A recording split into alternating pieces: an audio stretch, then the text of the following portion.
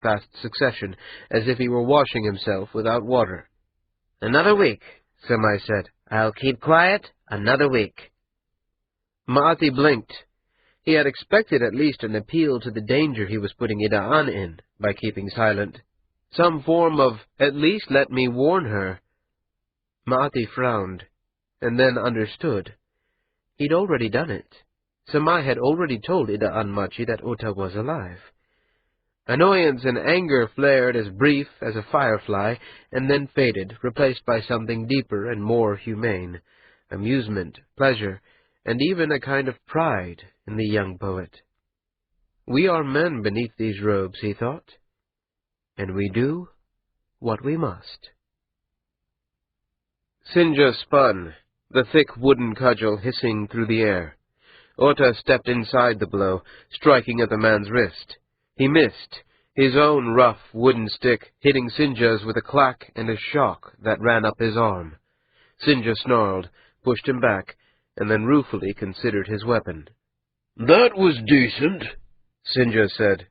"Amateur, granted, but not hopeless." Ota set his stick down, then sat, head between his knees, as he fought to get his breath back. His ribs felt as though he'd rolled down a rocky hill, and his fingers were half numb from the shocks they'd absorbed. And he felt good, exhausted, bruised, dirty, and profoundly back in control of his own body again, free in the open air. His eyes stung with sweat, his spit tasted of blood, and when he looked up at Sinja, they were both grinning. Ota held out his hand, and Sinja hefted him to his feet. "Again?" Sinja said. "I wouldn't want to take advantage when you're so tired." Sinja's face folded into a caricature of helplessness as he took a pose of gratitude. They turned back toward the farmhouse. The high summer afternoon was thick with gnats and the scent of pine resin. The thick gray walls of the farmhouse, the wide low trees around it, looked like a painting of modest tranquility. Nothing about it suggested court intrigue or violence or death. That, Ota supposed, was why Amiit had chosen it. They had gone out after a late breakfast. Ota had felt well enough, he thought, to spar a bit, and there was the chance that this would all come to blades before it was over, whether he chose it or not. He'd never been trained as a fighter, and Sinja was happy to offer a day's instruction. There was an easy camaraderie that Ota had enjoyed on the way out. The work itself reminded him that Sinja had slaughtered his last comrades, and the walk back was somehow much longer than the one out had been. "A little practice, and you'd be a decent soldier," Sinja said as they walked. "You're too cautious. You'll lose a good strike in order to protect yourself, and that's a vice. You'll need to be careful of it. I'm actually hoping for a life that doesn't require much blade work of me. I wasn't only talking about fighting." When they reached the farmhouse, the stables had 4 unfamiliar horses in them, hot from the road. An armsman of Halcyanti, one Ota recognized, but whose name he'd never learned, was caring for them. Sinja traded a knowing look with the man, then strode up the stairs to the main rooms. Ota followed, his aches half forgotten in the mingled curiosity and dread. Amiathphos and Kian were sitting at the main table with 2 other men. One, an older man with heavy, beetled brows and a hooked nose, wore robes embroidered with the sun and stars of Halcyanti. The other, a young man with round cheeks and a generous belly, wore a simple blue robe of inexpensive cloth, but enough rings on his fingers to pay for a small house. Their conversation stopped as Ota and Sinja entered the room. Amiat smiled and gestured toward the benches. "Well timed," Amiat said. "We've just been discussing the next step in our little dance." "What's the issue?" Sinja asked. "The morning's ended. Tomorrow the heads of all the houses of the Utkaya meet. I expect it will take them a few days before the assassinations start, but within the month it'll be decided who the new Kai is to be." "We'll have to act before that," Ota said. "True enough, but that doesn't mean we'd be wise to act now," Amiat said. "We know or guess well enough what power is behind all this, the Gaults. But we don't know the mechanism. Who are they backing? Why? I don't like the idea of moving forward without that in hand, and yet, time's short. Amiet held out his open hands, and Ota understood this choice was being laid at his door. It was his life most at risk, and Amiet wasn't going to demand anything of Ota that he wasn't prepared to do. Ota sat, laced his fingers together, and frowned. It was Kian's voice that interrupted his uncertainty. Either we stay here, or we go to Machi. If we stay here, we're unlikely to be discovered. But it takes half a day for us to get news, and half a day at least to respond to it. Amiet-cha thinks the safety might be worth it, but Lamara-cha, she gestured to the hook-nosed man, has been arguing that we'll want the speed we can only have by being present. He's arranged a place for us to stay, in the tunnels below the palaces. I have an armsman of the Saya family in my employ, the hook-nosed Lamara said. His voice was a rough whisper, and Ota noticed for the first time a long, deep, old scar across the man's throat. The Saya are a minor family, but they will be at the council. We can keep clear on what's said and by whom. And if you're discovered, we'll all be killed, Sinja said. As far as the world's concerned, you murdered a Kai. It's not a precedent anyone wants set. Especially not the other Kayam. Bad enough they have to watch their brothers, if it's their sons, too. I understand that, Ota said. Then to Amiet, are we any closer to knowing who the Gaults are backing? We don't know for certain that they're backing anyone, Amiet said. That's an assumption we've made. We can make some educated guesses, but that's all. It may be that their schemes are about the poets, the way you suggested, and not the succession at all. But you don't believe that, Ota said. And the poets don't either, the round-cheeked man said. At least not the new one. Shojin-cha is the man we set to follow Ma'ati Valpatai, Amiet said. He's been digging at all the major houses of the Utkayem, Shojin said, leaning forward, his rings glittering in the light.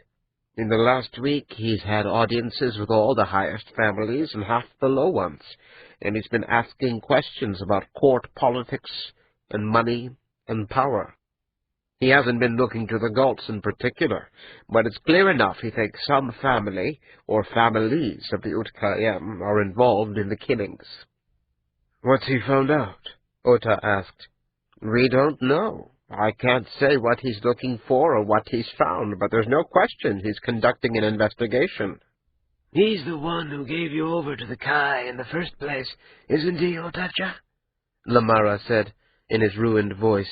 He's also the one who took a knife in the gut, Sinja said. Can we say why he's looking? Ota asked. What would he do if he discovered the truth? Report it to the Utkayem, or only the Dai Quo? I can't say, Shojin said. I know what he's doing, not what he's thinking.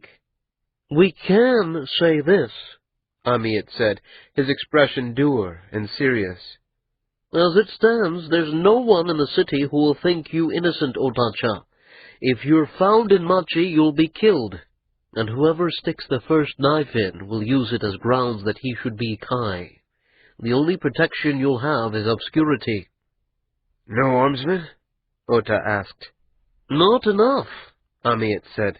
First, they'd only draw attention to you, and second, there aren't enough guards in the city to protect you if the Utkayem get your scent in their noses. But that's true wherever he is, Lamara said. If they find out he's alive on a desolate rock in the middle of the sea, they'll send men to kill him. He's murdered the Kai. Then best to keep him where he won't be found, Amiet said. There was an impatience in his tone that told Ota this debate had been going on long before he'd come in the room. Tempers were fraying, and even Amiet Foss's deep patience was wearing thin. He felt Kian's eyes on him, and looked up to meet her gaze. Her half-smile carried more meaning than half a hand's debate. They will never agree. And, You may as well practice giving orders now.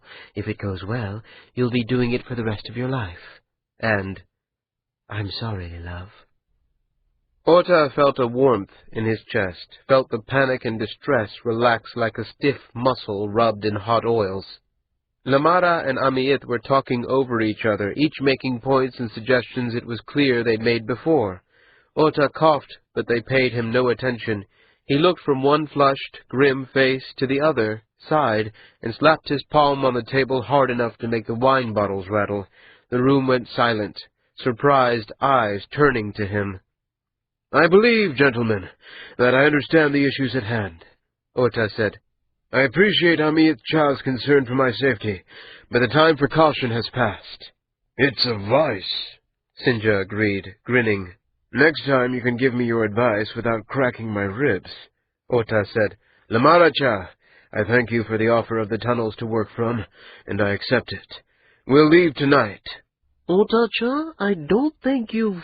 Amiet began, his hands held out in an appeal, but Ota only shook his head. Amiet frowned deeply, and then, to Ota's surprise, smiled, and took a pose of acceptance.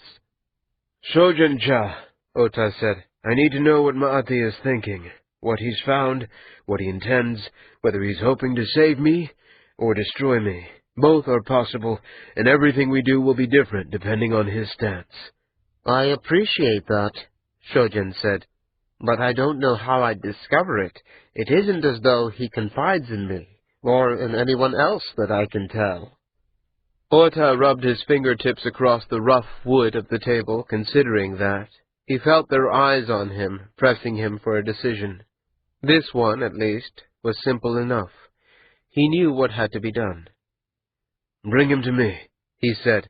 "Once we've set ourselves up, and we're sure of the place, bring him there. I'll speak with him." "That's a mistake," Sinjo said. "Then it's a mistake I'm making," Ota said. "How long before we can be ready to leave?" We can have all the things we need on a cart by sundown, Amiet said. That would put us in Machi just after the half-candle. We could be in the tunnels and tucked as safely away as we're likely to manage by dawn, but there are going to be some people in the streets even then. "Get flowers. Decorate the cart as if we're preparing for the wedding," Ota said. "Then even if they think it odd to see us, they'll have a story to tell themselves."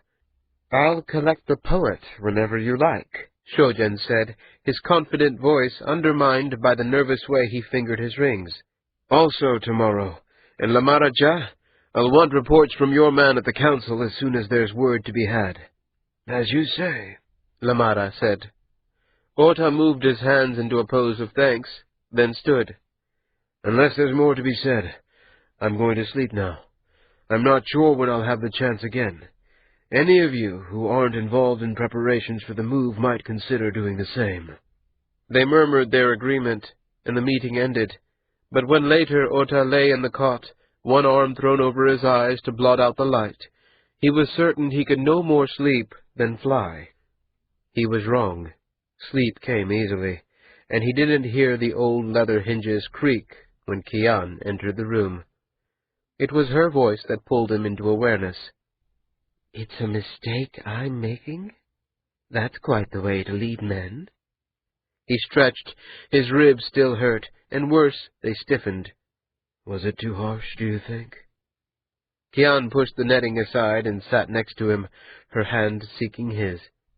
"If Sinja Cha's that delicate, he's in the wrong line of work," she said. "He may think you're wrong, but if you turned back because he told you to, you'd have lost part of his respect. You did fine, love, better than fine. I think you've made Amiet a very happy man." "How so?" "You've become the Kaimachi. Oh, I know it's not done yet, but out there just then, you weren't speaking like a junior courier or an East Islands fisherman." Ota sighed. Her face was calm and smooth. He brought her hand to his lips and kissed her wrist. "I suppose not," he said. "I didn't want this, you know. The Wayhouse would have been enough." "I'm sure the gods will take that into consideration," she said. They're usually so good about giving us the lives we expect. Ota chuckled.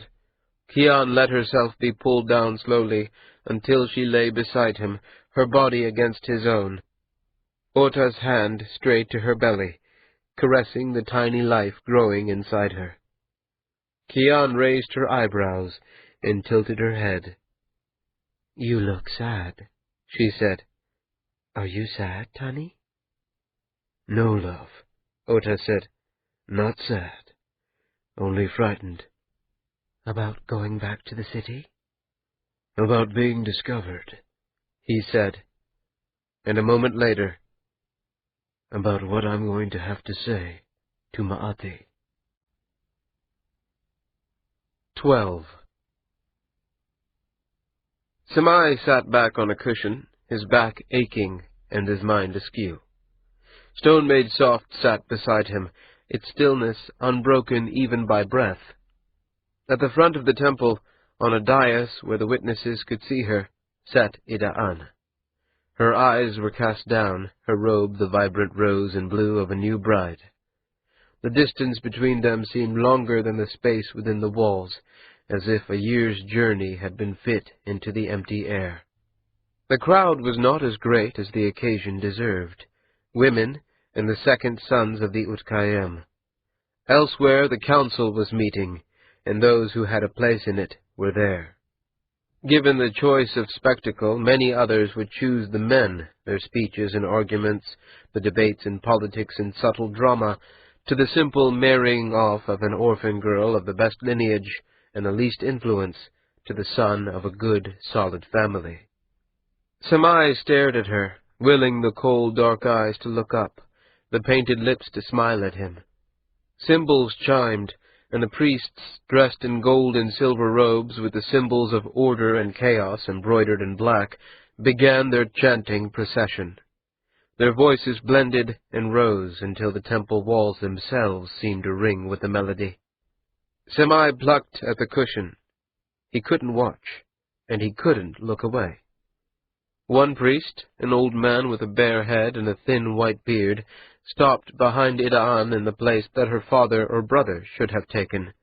The high priest stood at the back of the dais, lifted his hand slowly, palms out to the temple, and with an embracing gesture, seemed to encompass them all. When he spoke, it was in the language of the old empire, syllables known to no one on the cushions besides himself. Eyantan yot ba'a, dan sala'a, kai dan amsala'a. The will of the gods has always been that women shall act as servant to man. An old tongue for an old thought. Samai let the words that followed it, the ancient ritual known more by its rhythm than its significance, wash over him. He closed his eyes and told himself he was not drowning. He focused on his breath, smoothing its ragged edges until he regained the appearance of calm. He watched the sorrow and the anger and the jealousy writhe inside him as if they were afflicting someone else. When he opened his eyes, the Ondat had shifted, its gaze on him, and expressionless. Samai felt the storm at the back of his mind shift, as if taking stock of the confusion in his heart, testing him for weakness. Samai waited, prepared for Stone Maid Soft to press, for the struggle to engulf him. He almost longed for it. But the Ondat seemed to feel that anticipation, because it pulled back. The pressure lessened, and Stone Maid Soft smiled its idiot, empty smile and turned back to the ceremony. Adra was standing now, a long cord looped in his hand. The priest asked him the ritual questions, and Adra spoke the ritual answers. His face seemed drawn, his shoulders too square, his movements too careful. Samai thought he seemed exhausted. The priest who stood behind Ida'an spoke for her family in their absence, and the end of the cord, cut and knotted, passed from Adra to the priest, and then to Ida'an's hand. The rituals would continue for some time, Samai knew, but as soon as the cord was accepted, the binding was done. Ida'an Machi had entered the house of the Valnyogi, and only Adra's death would cast her back into the ghost arms of her dead family. Those two were wed, and he had no right to the pain the thought caused him. He had no right to it. He rose and walked silently to the wide stone archway and out of the temple. If Ida'an looked up at his departure, he didn't notice. The sun wasn't halfway through its arc, and a fresh wind from the north was blowing the forge smoke away. High, thin clouds scudded past, giving the illusion that the great stone towers were slowly, endlessly toppling. Samai walked the temple grounds, stone made soft a pace behind him. There were few others there, a woman in rich robes sitting alone by a fountain, her face a mask of grief. A round-faced man with rings glittering on his fingers reading a scroll. An apprentice priest raking the gravel paths smooth with a long metal rake. And at the edge of the grounds, where temple became palace, a familiar shape in brown poet's robes. Samai hesitated, then slowly walked to him, the Ondat close by and trailing him like a shadow. "I hadn't expected to see you here, Ma'atikvo." "No, but I expected you," the older poet said. "I've been at the council all morning. I needed some time away. May I walk with you?" "If you like. I don't know that I'm going anywhere in particular." "Not marching with the wedding party? I thought it was traditional for the celebrants to make an appearance in the city with the new couple. Let the city look over the pair and see who's allied themselves with the families. I assume that's what all the flowers and decorations out there are for." "There will be enough without me." Samai turned north, the wind blowing gently into his face, drawing his robes out behind him as if he were walking through water. A slave girl was standing beside the path singing an old love song, her high, sweet voice carrying like a flute's. Samai felt Ma'atikvo's attention, but wasn't sure what to make of it. He felt as examined as the corpse on the physician's table. At length he spoke to break the silence. "How is it?" "The council? Like a very long, very awkward dinner party. I imagine it will deteriorate. The only interesting thing is that a number of houses are calling for Valnyogi to take the chair." "Interesting," Samai said. "I knew Adraja was thinking of it, but I wouldn't have thought his father had the money to sway many people." "I wouldn't have either, but there are powers besides money." The comment seemed to hang in the air. "I'm not sure what you mean, Ma'atikvo." "Symbols have weight. The wedding coming as it does might sway the sentimental. Or perhaps Valnyogi has advocates we aren't aware of." "Such as?" Ma'ati stopped. They had reached a wide courtyard, rich with the scent of cropped summer grass. The Ondat halted as well, its broad head tilted in an attitude of polite interest. Samai felt a brief flare of hatred toward it, and saw its lips twitch slightly toward a smile. "If you've spoken for the Valnyogi, I need to know it," Ma'ati said. "We're not to take sides in these things, not without direction from the Daikwo." "I'm aware of that, and I don't mean to accuse you or pry into what's not mine. But on this one thing I have to know. They did ask you to speak for them, didn't they?" "I suppose," Samai said. "And did you speak for them?" "No. Why should I?" "Because Ida'an Machi is your lover," Ma'ati said, his voice soft and full of pity. Samai felt the blood come into his face, his neck. The anger at everything that he had seen and heard pressed at him, and he let himself borrow certainty from rage. "Ida'an Machi is Adra's wife. No, I did not speak for Valnyogi. Despite your experience, not everyone falls in love with the man who's taken his lover." Ma'ati leaned back. The words had struck home, and Samai pressed on, following the one attack with another. "And forgive me, Ma'ati-cha, but you seem in an odd position to take me to task for following my private affairs where they don't have a place. You are still doing all this without the Daikwo's knowledge?" "He might have a few of my letters," Ma'atikvo said. "If not yet, then soon." "But since you're a man under those robes, on you go. I am doing as the Daikwo sent me to do. I am carrying this great bastard around. I am keeping myself apart from the politics of the court. I'm not willing to stand accused of lighting candles while you're busy burning the city down." "Calling me a bastard seems harsh," Stone Maid Soft said. "I haven't told you how to behave. "Be quiet." If you think it will help," the Ondat said, its voice amused. Samai turned the fury inward, pressing at the space where he and Stone Maid Soft were one thing, pushing the storm into a smaller and smaller thing.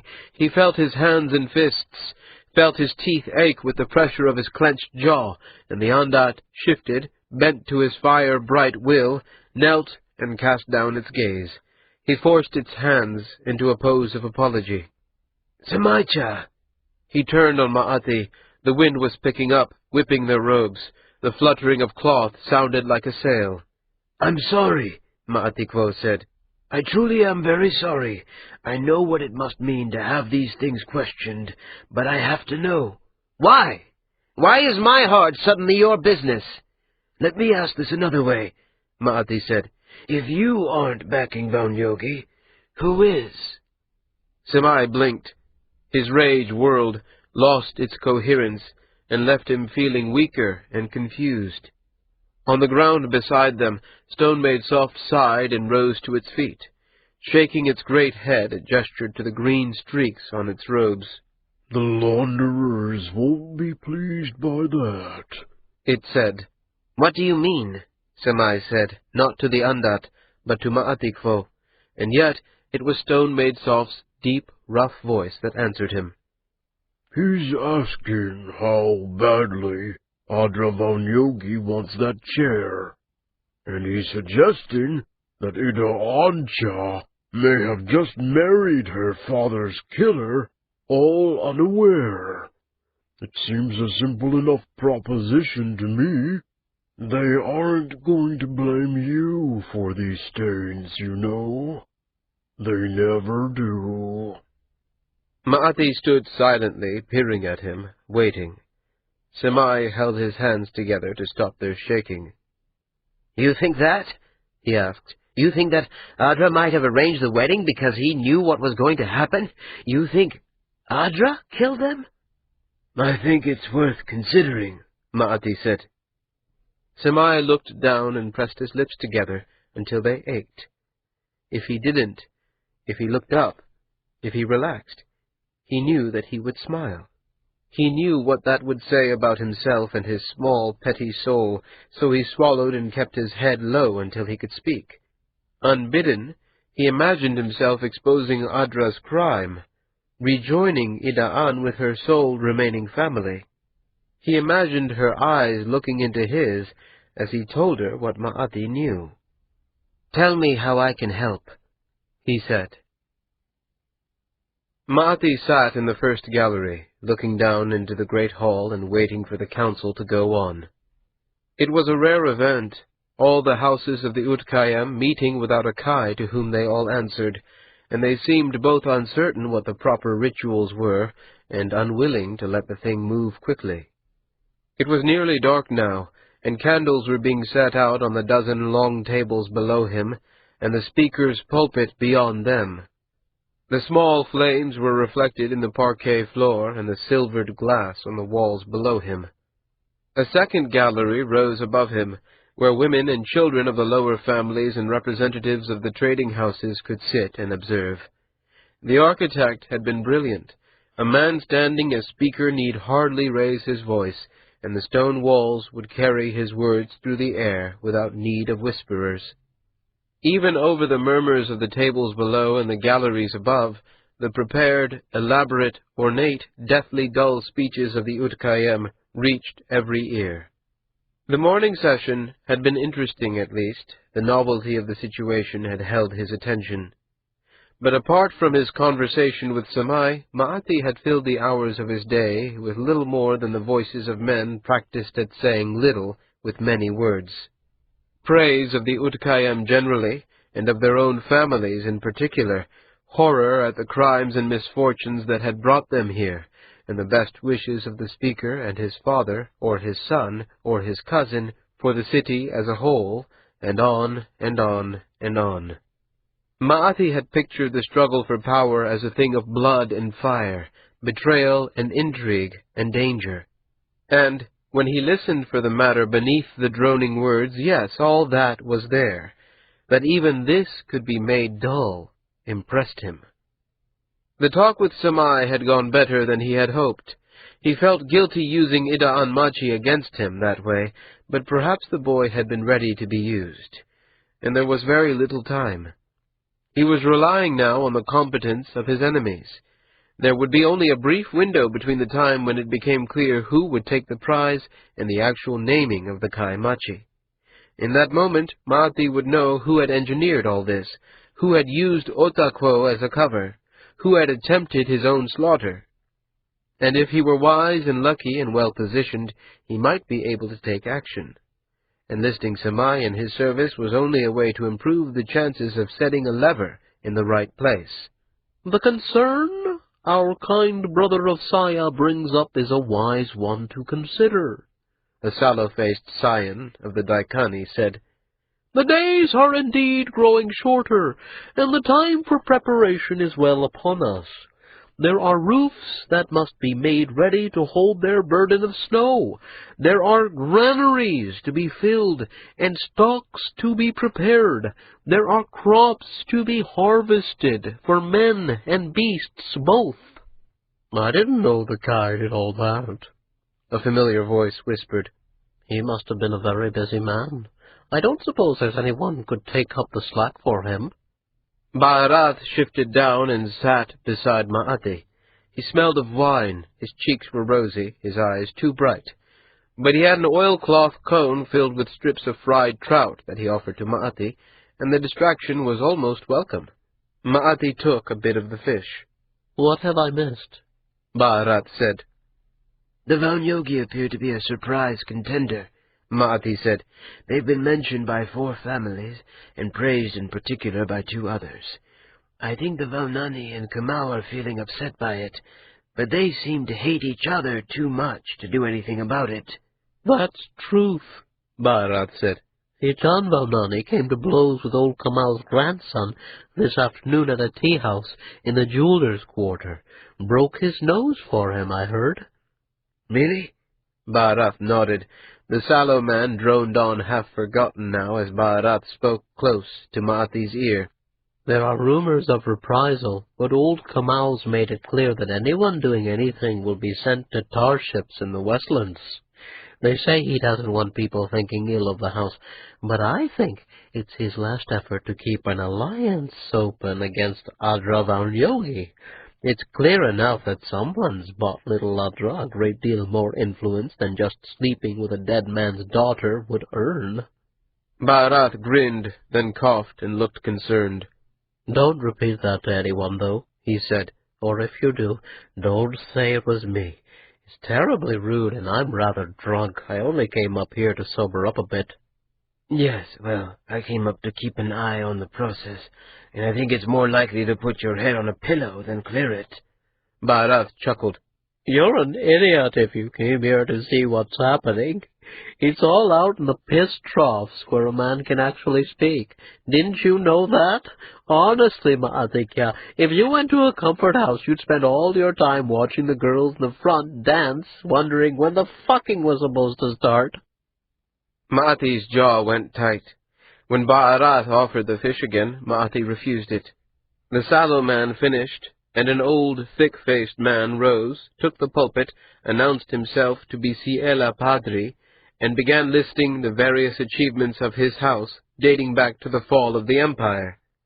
Ma'ati listened to the recitation and Ba'arath's overloud chewing with equal displeasure. He was right before, Ma'ati told himself. Ba'arath was the worst kind of ass, but he wasn't wrong. I assume, Ma'ati said, that piss troughs is a euphemism. Only half.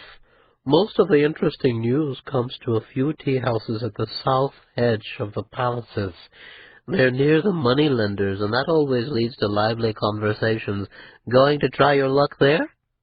I thought I might, Ma'ati said as he rose. Look for the places with too many rich people yelling at each other. You'll be fine. Bharat said, and went back to chewing his trout. Maathi took the steps 2 at a time and slipped out the rear of the gallery into a long, dark corridor. Lanterns were lit at each end, and Maathi strode through the darkness with the slow, burning run-out of annoyance that the librarian always seemed to inspire. He didn't see the woman at the hallway's end until he had almost reached her. She was thin, fox-faced, and dressed in a simple green robe. She smiled when she caught his eye and took a pose of greeting. Maathi-cha? Maathi hesitated, then answered her greeting. "I'm sorry," he said. "I seem to have forgotten your name." We haven't met. My name is Kian. Itani's told me all about you. It took the space of a breath for him to truly understand what she'd said and all it meant. The woman nodded confirmation, and Maathi stepped close to her, looking back over his shoulder and then down the corridor behind her to be sure they were alone. We were going to send you an escort, the woman said, but no one could think of how to approach you without seeming like we were assassins. I thought an unarmed woman coming to you alone might suffice.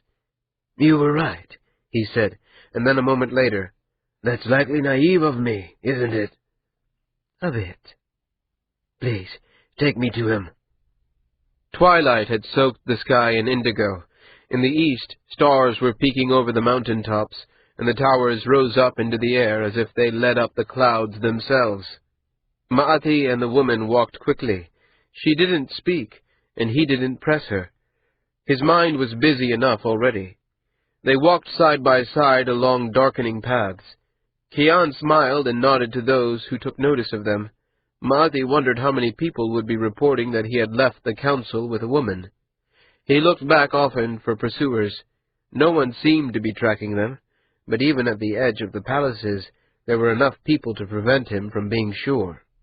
They reached a tea-house, its windows blazing with light, and its air rich with the scent of lemon candles to keep off the insects. The woman strode up the wide steps and into the warmth and light. The keep seemed to expect her, because they were led without a word into a back room where red wine was waiting along with a plate of rich cheese, black bread, and the first of the summer grapes. Kian sat at the table and gestured to the bench across from her. Maathi sat as she plucked 2 of the small, bright green grapes, bit into them, and made a face. "Too early?" he asked. Another week, and they'll be decent. Here, pass me the cheese and bread. Kian chewed these, and Maathi poured himself a bowl of wine. It was good, rich and deep and clean. He lifted the bottle, but she shook her head. "He'll be joining us, then?" No, we're just waiting a moment to be sure we're not leading anyone to him. "Very professional," he said. Actually, I'm new to all this, but I take advice well. She had a good smile. Maathi felt sure that this was the woman Ota had told him about the day in the gardens when Ota had left in chains. The woman he loved and whom he asked Maathi to help protect. He tried to see Liat in her, the shape of her eyes, the curve of her cheek. There was nothing. Or perhaps there was something the 2 women shared that was simply beyond his ability to see. As if feeling the weight of his attention, Kian took a querying pose. Maathi shook his head. "Reflecting on ages past," he said. "That's all." She seemed about to ask something when a soft knock came at the door, and the keep appeared, carrying a bundle of cloth. Kian stood, accepted the bundle, and took a pose that expressed her gratitude only slightly hampered by her burden. The keep left without speaking, and Kian pulled the cloth apart. 2 thin grey hooded cloaks that would cover their robes and hide their faces. She handed one to Maathi and pulled the other on. When they were both ready, Kian dug awkwardly in her doubled sleeve for a moment before coming out with 4 lengths of silver that she left on the table. Seeing Maathi's surprise, she smiled.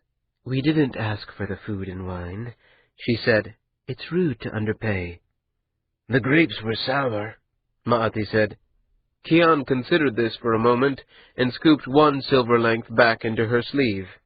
They didn't leave through the front door or out to the alley, but descended a narrow stairway into the tunnels beneath the city. Someone, the keep or one of Kian's conspirators, had left a lit lantern for them. Kian took it in hand and strode into the black tunnels, as assured as a woman who had walked this maze her whole life. Ma'ati kept close to her, dread pricking at him for the first time. The descent seemed as deep as the mines in the plain. The stairs were worn smooth by generations of footsteps, the path they traveled inhabited by the memory of men and women long dead. At length the stairs gave way to a wide, tiled hallway shrouded in darkness. Kian's small lantern lit only part way up the deep blue and worked gold of the walls, the darkness above them more profound than a moonless sky. The mouths of galleries and halls seemed to gape and close as they passed. Ma'ati could see scorch marks rising up the walls where torches had been set during some past winter, the smoke staining the tiles. A breath seemed to move through the dim air, like the earth exhaling. The tunnels seemed empty except for them. No glimmer of light came from the doors and passages they passed. No voices, however distant, competed with the rustle of their robes. At a branching of the great hallway, Kian hesitated, then bore left. A pair of great brass gates opened onto a space like a garden, the plants all designed from silk, the birds perched on the branches dead and dust-covered. "Unreal, isn't it?" Kian said as she picked her way across the sterile terrain. "I think they must go a little mad in the winters down here, all those months without seeing the sunlight." "I suppose," Ma'ati said. After the garden, they went down a series of corridors so narrow that Ma'ati could place his palms on both walls without stretching. She came to a high wooden doorway with brass fittings that was barred from within. Kian passed the lantern to Ma'ati and knocked a complex pattern. A scraping sound spoke of the bar being lifted, and then the door swung in. 3 men with blades in their hands stood. The center one smiled, stepped back, and silently gestured them through. Lanterns filled the stone-walled passage with warm, buttery light and the scent of burnt oil. There was no door at the end, only an archway that opened out into a wide, tall space that smelled of sweat and damp wool and torch smoke. A storehouse, then, its doorframe stuffed with rope to keep out even a glimmer of light. 6 men stopped their conversations as Kian led him across the empty space to the overseer's office, a shack within the structure that glowed from within. Kian opened the office door and stood aside, smiling encouragement to Ma'ati as he stepped past her and into the small room. A desk, 4 chairs, a stand for scrolls, a map of the winter cities nailed to the wall, 3 lanterns, and Otakvo rising now from his seat. He was still thin, but there was an energy about him, in the way he held his shoulders and his hands, in the way he moved. "You're looking well for a dead man," Ma'ati said. "Feeling better than expected, too," Ota said, and a smile spread across his long northern face. "Thank you for coming." "How could I not?" Ma'ati drew one of the chairs close to him and sat, his fingers laced around one knee. "So you've chosen to take the city after all?" Ota hesitated a moment, then sat. He rubbed the desktop with his open palm, a dry sound, and his brow furrowed.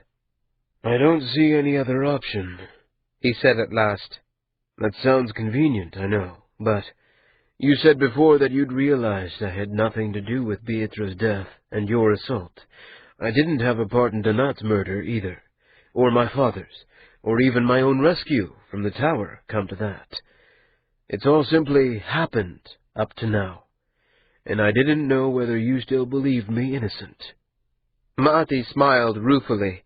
There was something in Ota's voice that sounded like hope. Ma'ati didn't know his own heart, the resentment, the anger, the love of Otakvo and of Liat and the child she'd borne. He couldn't say even what they all had to do with this man sitting across his appropriated desk. "I do," Ma'ati said at last. "I've been looking into the matter, but I suppose you know that if you've had me watched."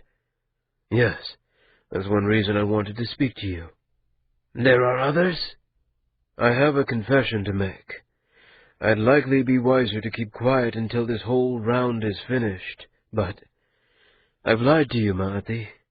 I told you that I'd been with a woman in the East Islands and failed to father a child on her. She wasn't real. That never happened.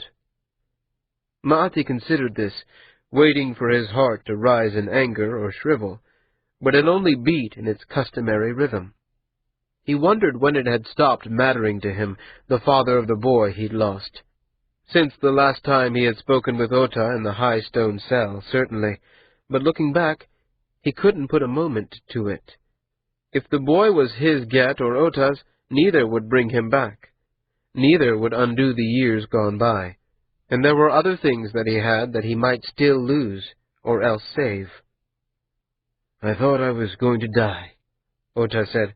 I thought it wouldn't matter to me, and if it gave you some comfort, then let it go, Maathi said. If there's anything to be said about it, we could say it later. There are other matters at hand. Have you found something, then? I have a family name, I think. Certainly there's someone putting money and influence behind the Vaunyogi. Likely the Galts, Ota said. They've been making contracts bad enough to look like bribes. We didn't know what influence they were buying. It could be this, Maathi said. Do you know why they'd do it? No, Ota said. But if you've proof that the Vaunyogi are behind the murderers... I don't, Maathi said. I have a suspicion, but nothing more than that. Not yet. And if we don't uncover them quickly, they'll likely have Adra named Kaimachi and have the resources of the whole city to find you and kill you for crimes that everyone outside this warehouse assumes you guilty of. They sat in silence for the space of 3 breaths. Well, Otakwo said, it appears we have some work to do then. But at least we've an idea where to look. In her dream, Ida'an was at a celebration. Fire burned in a ring all around the pavilion, and she knew with the logic of dreams that the flames were going to close, that the circle was growing smaller. They were all going to burn. She tried to shout, tried to warn the dancers, but she could only croak. No one heard her. There was someone there who could stop the thing from happening, a single man who was Samai and Ota and her father all at once. She beat her way through the bodies, trying to find him, but there were dogs in with the people. The flames were too close already, and to keep themselves alive, the women were throwing the animals into the fire.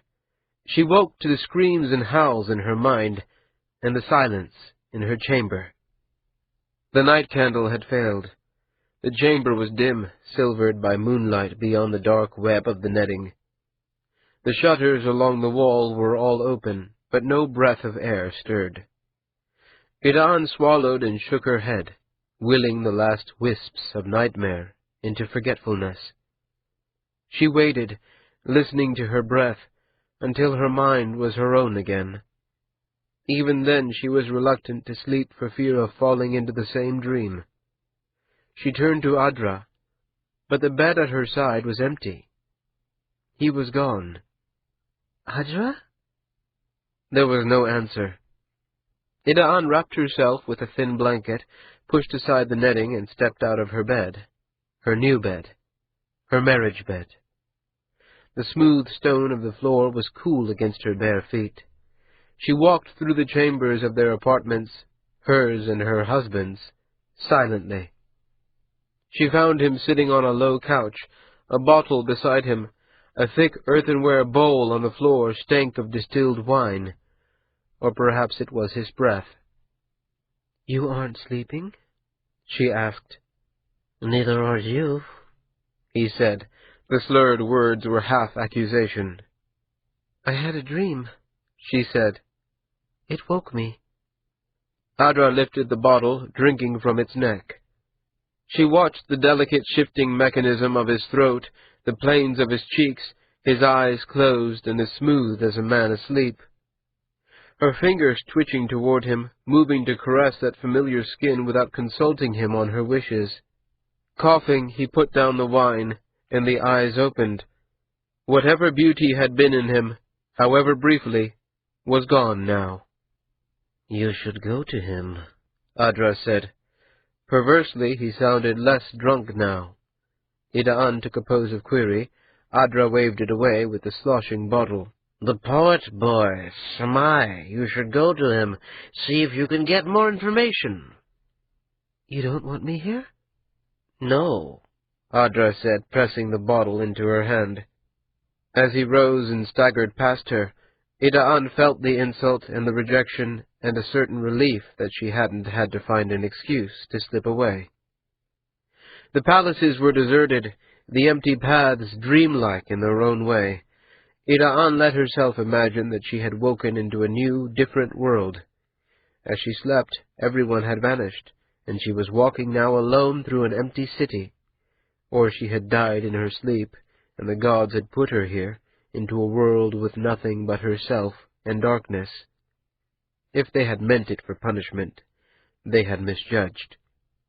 The bottle was below a quarter when she stepped under the canopy of sculpted oaks.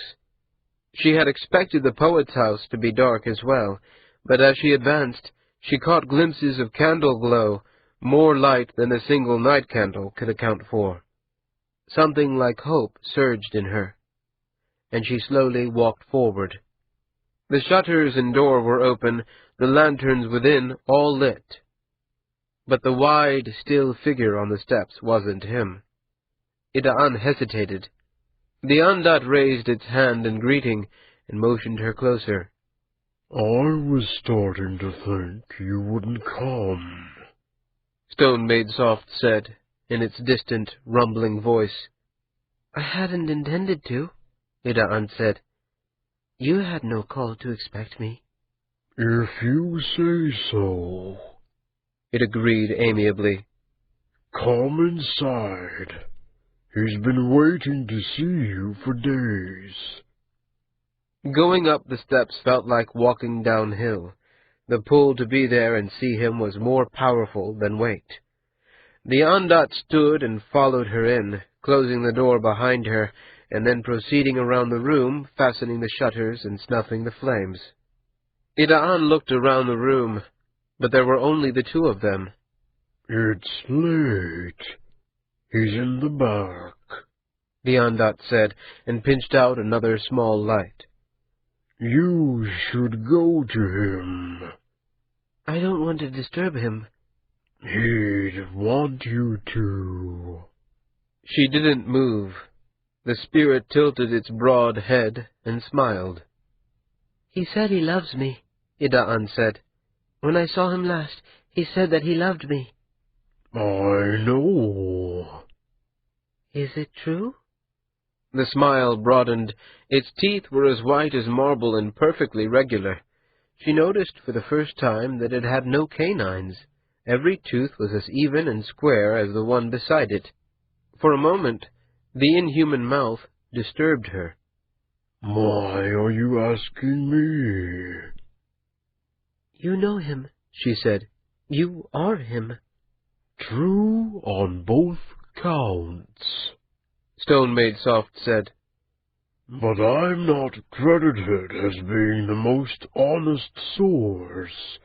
I'm his creature, after all, and all dogs hate the leash, however well they pretend otherwise." "You've never lied to me." The Ondat looked startled, then chuckled with a sound like a boulder rolling downhill. "No," it said. "I haven't, have I? And I won't start now. Yes, Semaikya has fallen in love with you. He's young.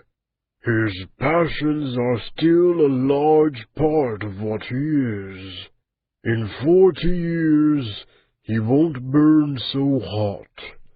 It's the way it's been with all of them." "I don't want him hurt," she said. "Then stay."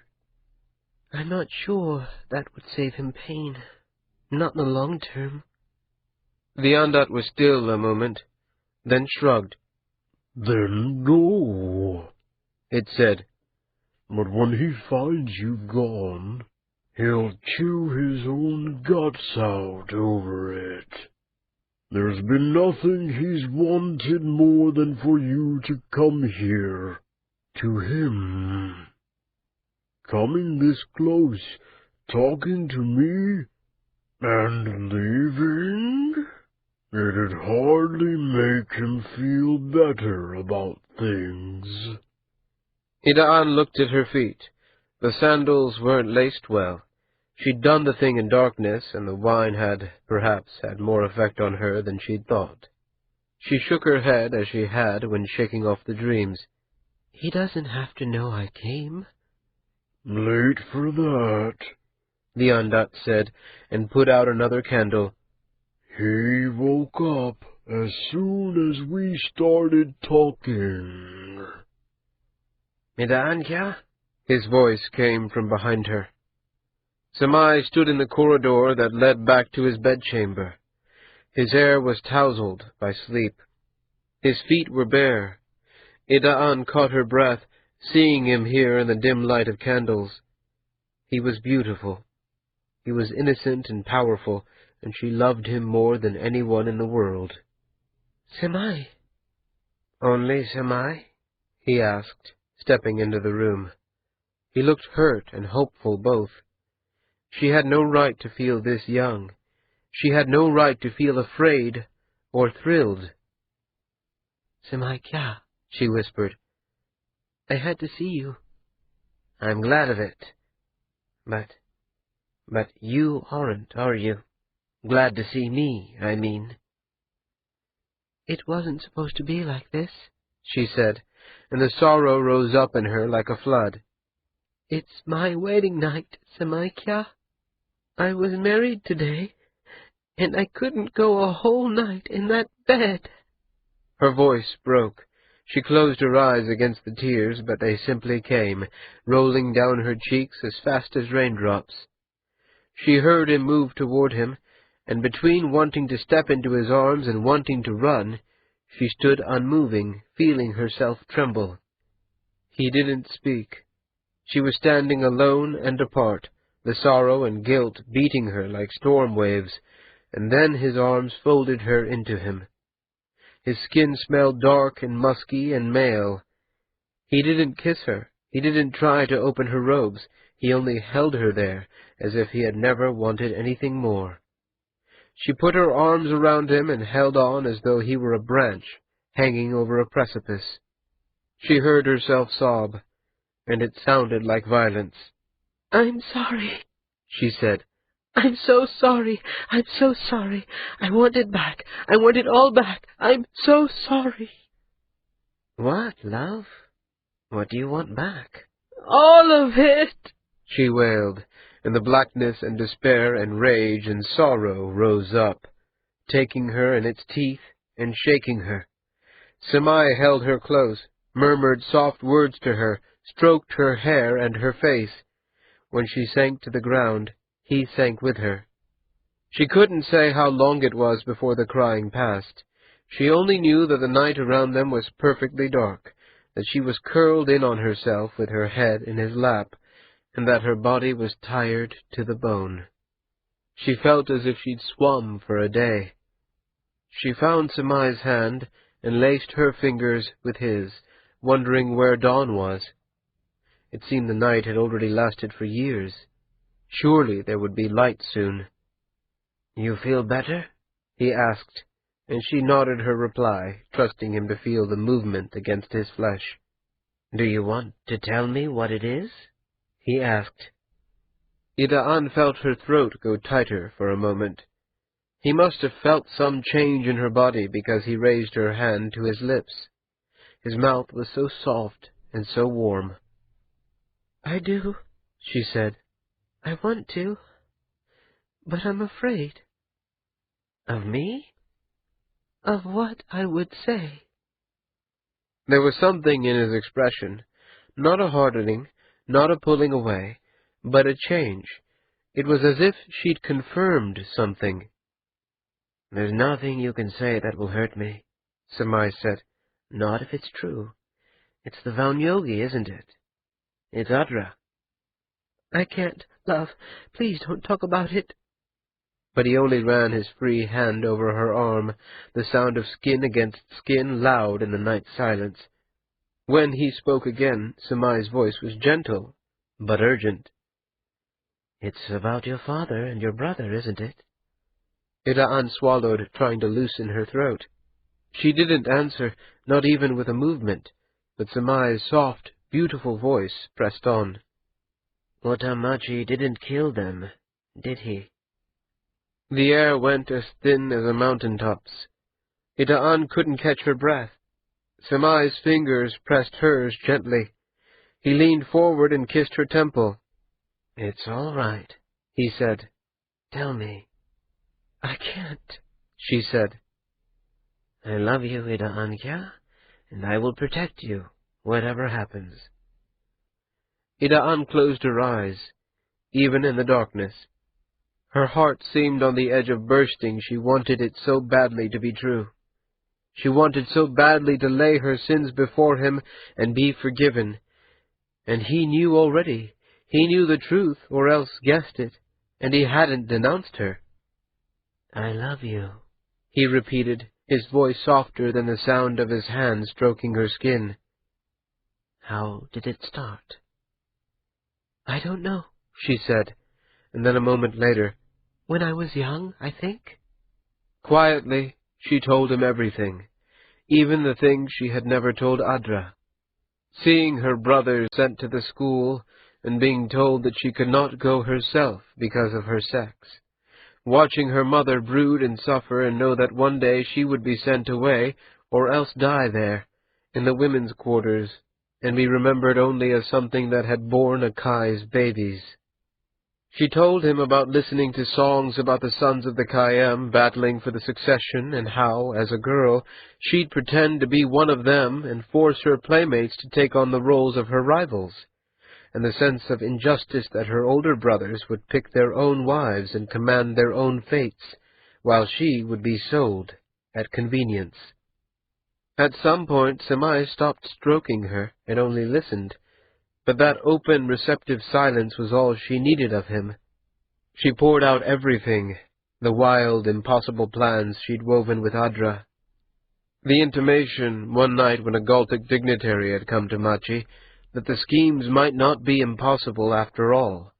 The bargain they had struck, access to a library's depth of old books and scrolls, traded for power and freedom. And from there, the progression, as inevitable as water flowing toward the sea, that led Adra to her father's sleeping chambers, and her to the still moment by the lake, the terrible sound of the arrow striking home. With every phrase, she felt the horror of it ease. It lost none of the sorrow, none of the regret, but the bleak, soul-eating despair began to fade from black to merely the darkest gray. By the time she came to the end of one sentence and found nothing following it, the birds outside had begun to trill and sing. It would be light soon. Dawn would come after all. She sighed. That was a longer answer than you hoped for, maybe? She said. It was enough, he said. Ida'an shifted and sat up, pulling her hair back from her face. Samai didn't move. Hiyami told me once, she said, just before she left, that to become Kai you had to forget how to love. I see why she believed that, but it isn't what's happened. Not to me. Thank you, Samaikya. For what? For loving me, for protecting me, she said. I didn't guess how much I needed to tell you all that. It was too much. You see that. I do, Samai said. Are you angry with me now? Of course not, he said. Are you horrified by me? She heard him shift his weight. The pause stretched, her heart sickening with every beat. I love you, Ida'an, he said at last, and she felt the tears come again, but this time with a very different pressure behind them. It wasn't joy. but it was perhaps relief. She shifted forward in the darkness, found his body there waiting, and held him for a time. She was the one who kissed him this time. She was the one who moved their conversation from the intimacy of confession to the intimacy of sex. Samai seemed almost reluctant, as if afraid that taking her body now would betray some deeper moment that they had shared. But Ida'an led him to his bed in the darkness, opened her own robes and his, and coaxed his flesh, until whatever objection he'd fostered was forgotten. She found herself at ease, lighter, almost as if she was half in dream. Afterwards she lay nestled in his arms, warm, safe, and calm, as she had never been in years. Sunlight pressed at the closed shutters as she drifted down to sleep. 13. The tunnels beneath Machi were a city unto themselves. Ota found himself drawn out into them more and more often as the days crept forward. Sinja and Ami'it had tried to keep him from leaving the storehouse beneath the underground palaces of the Saya, but Ota had overruled them. The risk of a few quiet hours walking abandoned corridors was less, he judged, than the risk of going quietly mad, waiting in the same sunless room day after day. Sinja had convinced him to take an armsman as a guard when he went. Ota had expected the darkness and the quiet, wide halls empty, water troughs dry, but the beauty he stumbled on took him by surprise. Here a wide square of stone, smooth as beach sand, delicate pillars spiraling up from it like bolts of twisting silk made from stone. And down another corridor, a bathhouse, left dry for the winter, but rich with the scent of cedar and pine resin. Even when he returned to the storehouse and the voices and faces he knew, he found his mind lingering in the dark corridors and galleries, unsure whether the images of the spaces lit with the white, shadowless light of 1,000 candles were imagination or memory. A sharp rapping brought him back to himself, and the door of his private office swung open. Ami'it and Sinja walked in, already half into a conversation. Sinja's expression was mildly annoyed. Ami'it, Ota thought, seemed worried. "It would only make things worse," Ami'it said. "We'd earn more time. And it isn't as if they'd accuse Ota-cha here of it. They think he's dead." "Then they'll accuse him of it once they find he's alive," Ami'it said, and turned to Ota. "Sinja wants to assassinate the head of a high family in order to slow the work of the council." "We won't do that," Ota said. "My hands aren't particularly bloodied yet, and I like to keep it that way." "It isn't as though people are going to believe it," Sinja said. "If you're going to carry the blame, you may as well get the advantages from doing the thing." "It'll be easier to convince them of my innocence later, if I'm actually innocent of something," Ota said. "But there may be other roads that come to the same place. Is there something else that would slow the council and doesn't involve putting holes in someone?" Sinja frowned, his eyes shifting as if he were reading text written in the air. He half smiled. "Perhaps. Let me look into that." With a pose that ended his conversation, Sinja left. Ami'it sighed and lowered himself into one of the chairs. "What news?" Ami'it asked. "Kamau and Vaunani are talking about merging their forces," Ota said. "Most of the talks seem to involve someone hitting someone or throwing a knife. The Loya, Bentani, and Soira have all been quietly, and so far as I can tell, independently, backing the Vaunyogi." "And they all have contracts with Colt," Ami'it said. "What about the others?" "Of the families we know, none have come out against them, and none for, or at least not openly." "There should be more fighting," Ami'it said. "There should be struggles and coalitions. Alliances should be forming and breaking by the moment. It's too steady." "Only if there was a real struggle going on, if the decision was already made. it would look exactly like this. Yes, there are times I hate being right. Any word from the poet? Ota shook his head and sat, then stood again. When Maati had gone from their first meeting, he'd seemed convinced. Ota had been sure at the time that he wouldn't betray them. He was sure in his bones. He only wished he'd had his thoughts more in order at the time. He'd been swept up in the moment, more concerned with his lies about Liat's son than anything else. He'd had time since to reflect, and the other worries had swarmed out. Ota had sat up until the night candle was at its halfway mark, listing the things he needed to consider. It hadn't lent him peace. It's hard waiting, Amiet said. You must feel like you're back up in that tower. That was easier. Then at least I knew what was going to happen. I wish I could go out. If I could be up there listening to the people themselves, if I spent half an evening in the right tea-house, I'd know more than I'll learn skulking down here for days. Yes, I know, you've the best minds of the house out watching for us, but listening to reports isn't the same as putting my hands to something. I know it. More than half my work has been trying to guess the truth out of a dozen different reports of a thing. There's a knack to it. You'll have your practice with it. If this ends well, Ota said. Yes, Amiet agreed. if that. Ota filled a tin cup with water from a stone jar and sat back down. It was warm, and thin grit swam at the cup's bottom. He wished it were wine and pushed the thought away. If there was any time in his life to be as sober as stone, this was it. But his unease shifted and tightened.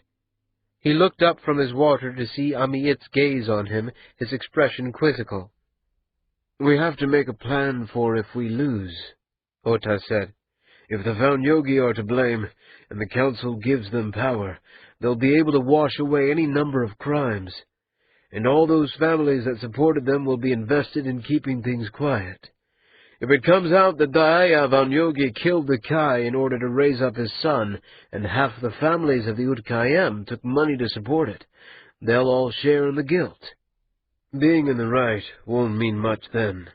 There's time yet, Amiet said, but he was looking away when he said it. And what happens if we fail?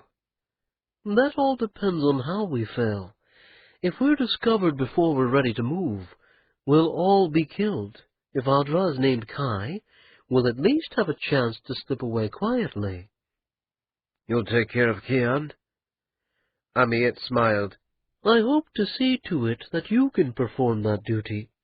But if not? Then, of course, Amiet said. provided I live. The rapping came again, and the door opened on a young man. Ota recognized him from the meetings in House Sianti, but he couldn't recall his name. The poet's come, the young man said. Amiet rose, took a pose appropriate to the parting of friends, and left. The young man went with him, and for a moment the door swung free, half-closing. Ota drank the last of his water, the grit rough in his throat. Maati came in slowly, a diffidence in his body and his face, like a man called in to hear news that might bring him good or ill, or some unimagined change that folded both inextricably together. Ota gestured to the door, and Maati closed it. You sent for me? Maati asked. That's a dangerous habit, Otakwo. I know it, but please, sit. I've been thinking about what we do if things go poorly. If we fail? I want to be ready for it. And when Kian and I were talking last night, something occurred to me. Nayit. That's his name, isn't it? The child that you and Liat had? Maati's expression was cool and distant and misleading. Ota could see the pain in it, however still the eyes. What of him? He mustn't be my son. Whatever happens, he has to be yours. If you fail, you don't take your father's title. If I don't take his title, and someone besides you decides he's mine, they'll kill him to remove all doubt of the succession. And if I succeed, Kian may have a son. Ota said. and then they would someday have to kill each other. Naiit is your son. He has to be. I see, Maati said. I've written a letter. It looks like something I'd have sent Kian before, when I was in Jaburitan. It talks about the night I left Sareket. It says that on the night I came back to the city, I found the two of you together, that I walked into her cell, and you and she were in her cot. It makes it clear that I didn't touch her, that I couldn't have fathered a child on her. Kian's put it in her things. If we have to flee, we'll take it with us and find a way for it to come to light. We can hide it at her wayhouse, perhaps. If we're found and killed here, it will be found with us. You have to back that story. Maati steepled his fingers and leaned back in the chair. You've put it with Kiancha's things to be found in case she's slaughtered? He asked.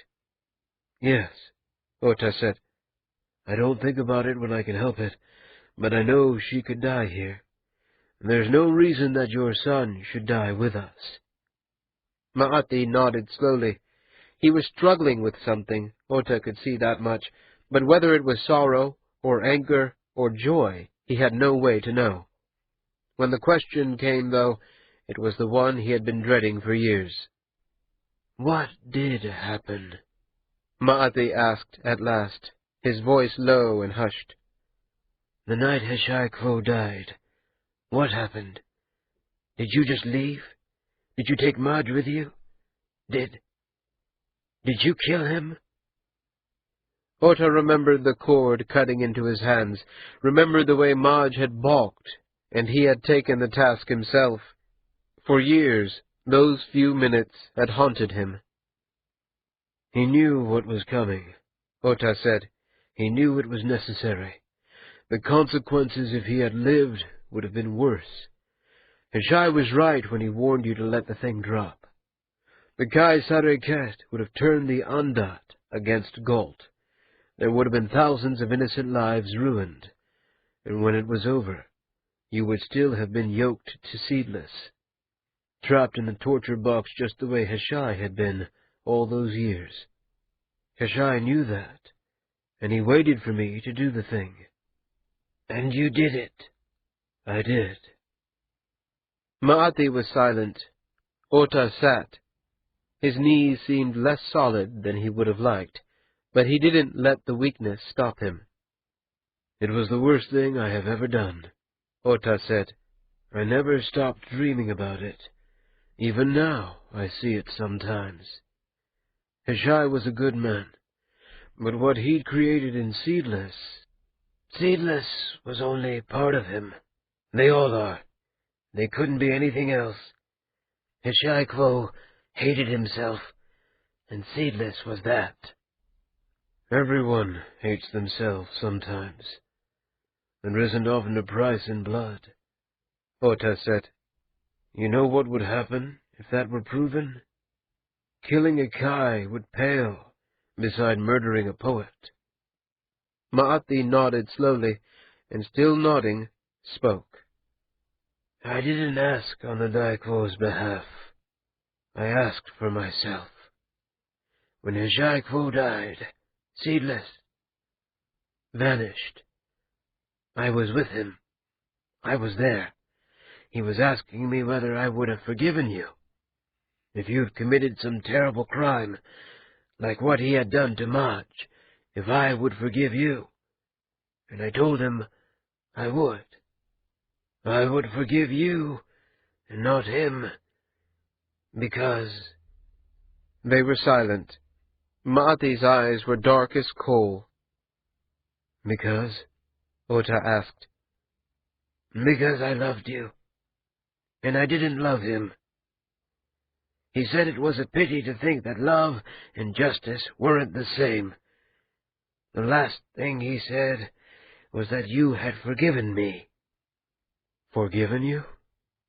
For Liat. For taking your lover.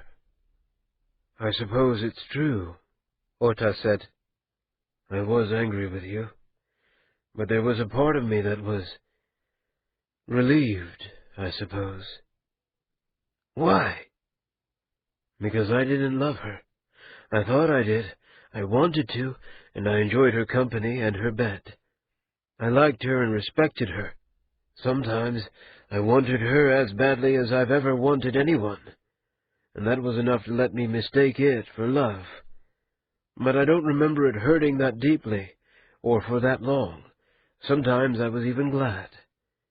You had each other to take care of, and so it wasn't mine to do. You said that last time we spoke before you left, before Hishaiko died, that you didn't trust me. That's true, Ota said. I do remember that. But you've come to know me now, and you've told me this. You've told me all of it, even after I gave you over to the Kai. You've brought me in here, shown me where you've hidden. You know there are 100 people I could say a word to, and you and all these other people would be dead before the sun set. So it seems you trust me now. I do, Ota said, without hesitating. Why? Ota sat with the question. His mind had been consumed for days with 1,000 different things that all nipped and shrieked and robbed him of his rest. To reach out to Ma'ati had seemed natural and obvious, and even though when he looked at it coldly it was true that each had in some way betrayed the other, his heart had never been in doubt. He could feel the heaviness in the air, and he knew that "I don't know" wouldn't be answer enough. He looked for the words to give his feeling shape. Because, he said at last, in all the time I knew you, you never once did the wrong thing. Even when what you did hurt me, it was never wrong. To his surprise, there were tears on Ma'ati's cheeks. Thank you, Otakwo, he said. A shout went up in the tunnels outside the storehouse, and the sound of running feet. Ma'ati wiped his eyes with the sleeve of his robes, and Ota stood, his heart beating fast. The murmur of voices grew, but there were no sounds of blade against blade. It sounded like a busy corner more than a battle. Ota walked to the door and, Ma'ati close behind him, stepped out into the main space. A knot of men were talking and gesturing one to the other by the mouth of the stairs. Ota caught a glimpse of Kian in their midst, frowning deeply and speaking fast. Amiet detached himself from the throng and strode to Ota. What's happened? Bad news, Ota-cha. The Aya Vaunyogi has called for a decision, and enough of the families have backed the call to push it through. Ota felt his heart sink. They're bound to decide by morning, Amiet went on, and if all the houses that backed him for the call side with him in the decision, Adra Vaunyogi will be the Kaimachi by the time the sun comes up. And then what? Ma'ati asked. And then we run, Ota said, as far and fast and quiet as we can, and we hope he never finds us. The sun had passed its highest point and started the long, slow slide toward darkness. Ida'an had chosen robes the blue-gray of twilight, and bound her hair back with clasps of silver and moonstone. Around her, the gallery was nearly full, the air thick with heat and the mingled scents of bodies and perfumes. She stood at the rail, looking down into the press of bodies below her. The parquet of the floor was scuffed with the marks of boots. There were no empty places at the tables or against the stone walls, no quiet negotiations going on in hallways or tea-houses. That time had passed, and in its wake they were all brought here. Voices washed together like the hushing of wind, and she could feel the weight of the eyes upon her. The men below her sneaking glances up, the representatives of the merchant houses at her side considering her, and the lower orders in the gallery above staring down at her and the men over whom she loomed. She was a woman, and not welcome to speak or sit at the tables below, but still, she would make her presence felt. How is it that we accept the word of these men that they are the wisest? Gia Vaunani pounded the speaker's pulpit before him with each word, a dry, shallow sound. Ida'an almost thought she could see flecks of foam at the corners of his mouth. How is it that the houses of the Utkayem are so much like sheep that they would consent to be led by this shepherd boy of the Valnyogi? It was meant, Ida'an knew, to be a speech to sway the others from their confidence, but all she heard in the words was the confusion and pain of a boy whose plans have fallen through. He could pound and rail and screech his questions as long as his voice held out. Ida'an, standing above the proceedings like a protective ghost, knew the answers to every one, and she would never tell them to him. Below her, Adra Valnyogi looked up, his expression calm and certain. It had been late in the morning that she'd woken in the poet's house, later still when she'd returned to the rooms she shared now with her husband. He had been there, waiting for her. The night's excesses had weighed heavy on him. They hadn't spoken. She had only called for a bath and clean robes. When she'd cleaned herself and washed her hair, she sat at her mirror and painted her face with all her old skill and delicacy. The woman who looked out at her when she put down her brushes might have been the loveliest in Machi. Adra had left without a word. It had been almost half a hand before she learned that her new father, Da'aya Valnyogi, had called for the decision, and that the houses had agreed. No one had told her to come here. No one had asked her to lend the sight of her silent presence to the cause.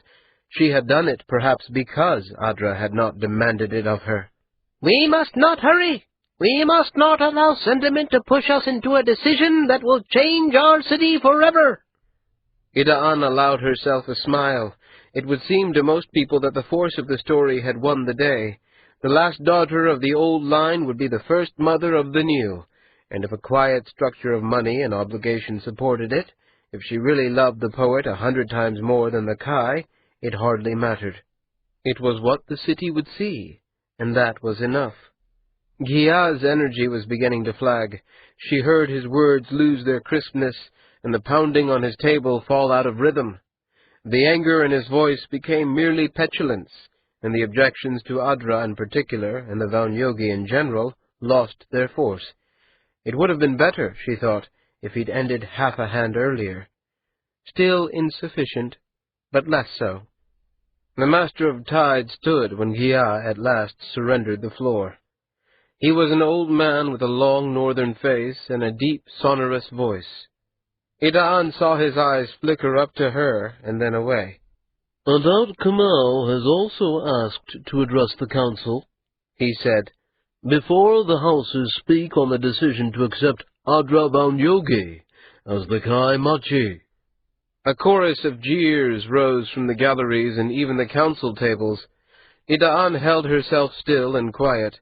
Her feet were starting to ache, but she didn't shift her weight. The effect she desired wouldn't be served by showing her pleasure. Adad Kamal rose, his face gray and pinched. He opened his arms, but before he could speak, a bundle of rough cloth arced from the highest gallery. A long tail of brown fluttered behind it like a banner as it fell, and in the instant that it struck the floor, the screaming began. Ida'an's composure broke, and she leaned forward. The men at the tables nearest the thing waved their arms and fled, shrieking and pounding at the air. Voices buzzed, and a cloud of pale, moving smoke rose toward the galleries. No, the buzzing was not voices. The cloud was not smoke.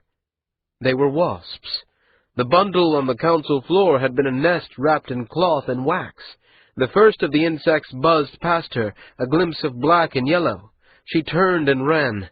Bodies filled the corridors, panic pressing them together until there was no air, no space. People screamed and cursed, men, women, children. Their shrill voices mixed with the angry buzz.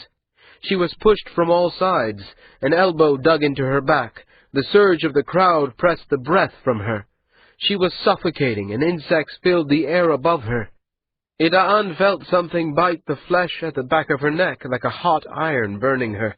She screamed and tried to reach back to bat the thing away, but there was no room to move her arm, no air. She lashed out at whoever, whatever was near.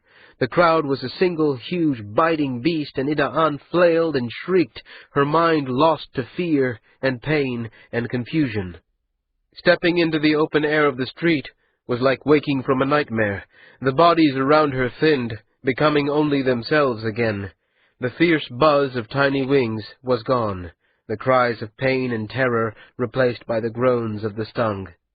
People were still streaming out of the palace, arms flapping, but others were sitting on benches or else the ground.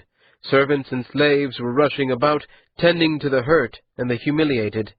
Ida'an felt the back of her neck. 3 angry bumps were already forming. "It's a poor omen," a man in the red robes of the Needlewrights said. "Something more's going on than meets the eye if someone's willing to attack the council to keep old Kamau from talking." "What could he have said?" the man's companion asked. "I don't know, but you can be sure whatever it was, he'll be saying something else tomorrow. Someone wanted him stopped, unless this is about Adravan Yogi. It could be that someone wants him closed down." "Then why loose the things when his critics were about to speak?" "Good point. Perhaps." Ida'an moved on down the street. It was like the aftermath of some gentle, bloodless battle. People bound bruised limbs. Slaves brought plasters to suck out the wasp's venom. But already, all down the wide street, the talk had turned back to the business of the council. Her neck was burning now, but she pushed the pain aside. There would be no decision made today, that was clear. Kamau or Vaunani had disrupted the proceedings to get more time. It had to be that. It couldn't be more. Except that, of course, it could. The fear was different now, deeper and more complex, almost like nausea. Adra was leaning against the wall at the mouth of an alleyway. His father was sitting beside him, a serving girl dabbing white paste on the angry welts that covered his arms and face. Ida'an went to her husband. His eyes were as hard and shallow as stones. "May I speak with you, Adra Kya?" she said softly. Adra looked at her, as if seeing her for the first time, then at his father. He nodded toward the shadows of the alley behind him, and Ida'an followed him until the noises of the street were vague and distant. "It was Ota," she said. "He did this. He knows." "Are you about to tell me that he's planned it all from the start again? It was a cheap, desperate trick. It won't matter, except that anyone who doesn't like us will say we did it, and anyone who has a grudge against our enemies will put it to them. Nothing changes." "Who would do it?" Adra shook his head, impatient, and turned to walk back out into the street and noise and light. "Anyone might have. There's no point trying to solve every puzzle in the world." "Don't be stupid, Adra. Someone's acting against—" The violence and suddenness of his movement was shocking. He was walking away, his back to her, and then a heartbeat later. There was no more room between them than the width of a leaf. His face was twisted, flushed, possessed by anger. "Don't be stupid? Is that what you said?" Ida'an took a step back, her feet unsteady beneath her. "How do you mean stupid, Ida'an? Stupid like calling out my lover's name in a crowd?" "What?" "Samai, the poet boy. When you were running, you called his name." "I did?" "Everyone heard it," Adra said. "Everybody knows. At least you could keep it between us and not parade it all over the city." "I didn't mean to," she said. "I swear it, Adra. I didn't know I had." He stepped back and spat, the spittle striking the wall beside him and dripping down toward the ground. His gaze locked on her, daring her to push him, to meet his gaze with defiance or submission. Either would be devastating. Ida'an felt herself go hard. It wasn't unlike the feeling of seeing her father dying breath by breath, his belly rotting out and taking him with it. "It won't get better, will it?" she asked. "It will go on. It will change, but it will never get better than it is right now." The dread in Adra's eyes told her she'd struck home. When he turned and stalked away, she didn't try to stop him. "Tell me," he'd said. "I can't," she'd replied. And now Samai sat on a chair, staring at the bare wall, and wished that he'd left it there. The hours since morning had been filled with a kind of anguish he'd never known. He'd told her he loved her. He did love her, but, gods, she'd murdered her own family. She'd engineered her own father's death, and as much as sold the Kai's library to the Gaults. And the only thing that had saved her was that she loved him, and he'd sworn he'd protect her. He'd sworn it. "What did you expect?" Stone Made Soft asked. That it was Audra, that I'd be protecting her from the Valnyogi, Semai said. "Well, perhaps you should have been more specific." The sun had passed behind the mountains, but the daylight hadn't yet taken on the ruddy hues of sunset. This was not night, but shadow. The Ondat stood at the window, looking out. A servant had come from the palaces earlier, bearing a meal of roast chicken and rich, dark bread. The smell of it filled the house, though the platter had been set outside to be taken away. He hadn't been able to eat. Semai could barely feel where the struggle in the back of his mind met the confusion at the front. Ida'an. It had been Ida'an all along. "You couldn't have known," the Ondat said, its tone conciliatory. "And it isn't as if she asked you to be part of the thing." You think she was using me? "Yes. But since I'm a creature of your mind, it seems to follow that you'd think the same. She did extract a promise from you. You're sworn to protect her." I love her. "You'd better. If you don't, then she told you all that under a false impression that you led her to believe. If she hadn't truly thought she could trust you, she'd have kept her secrets to herself." I do love her. "And that's good," Stone Made Soft said.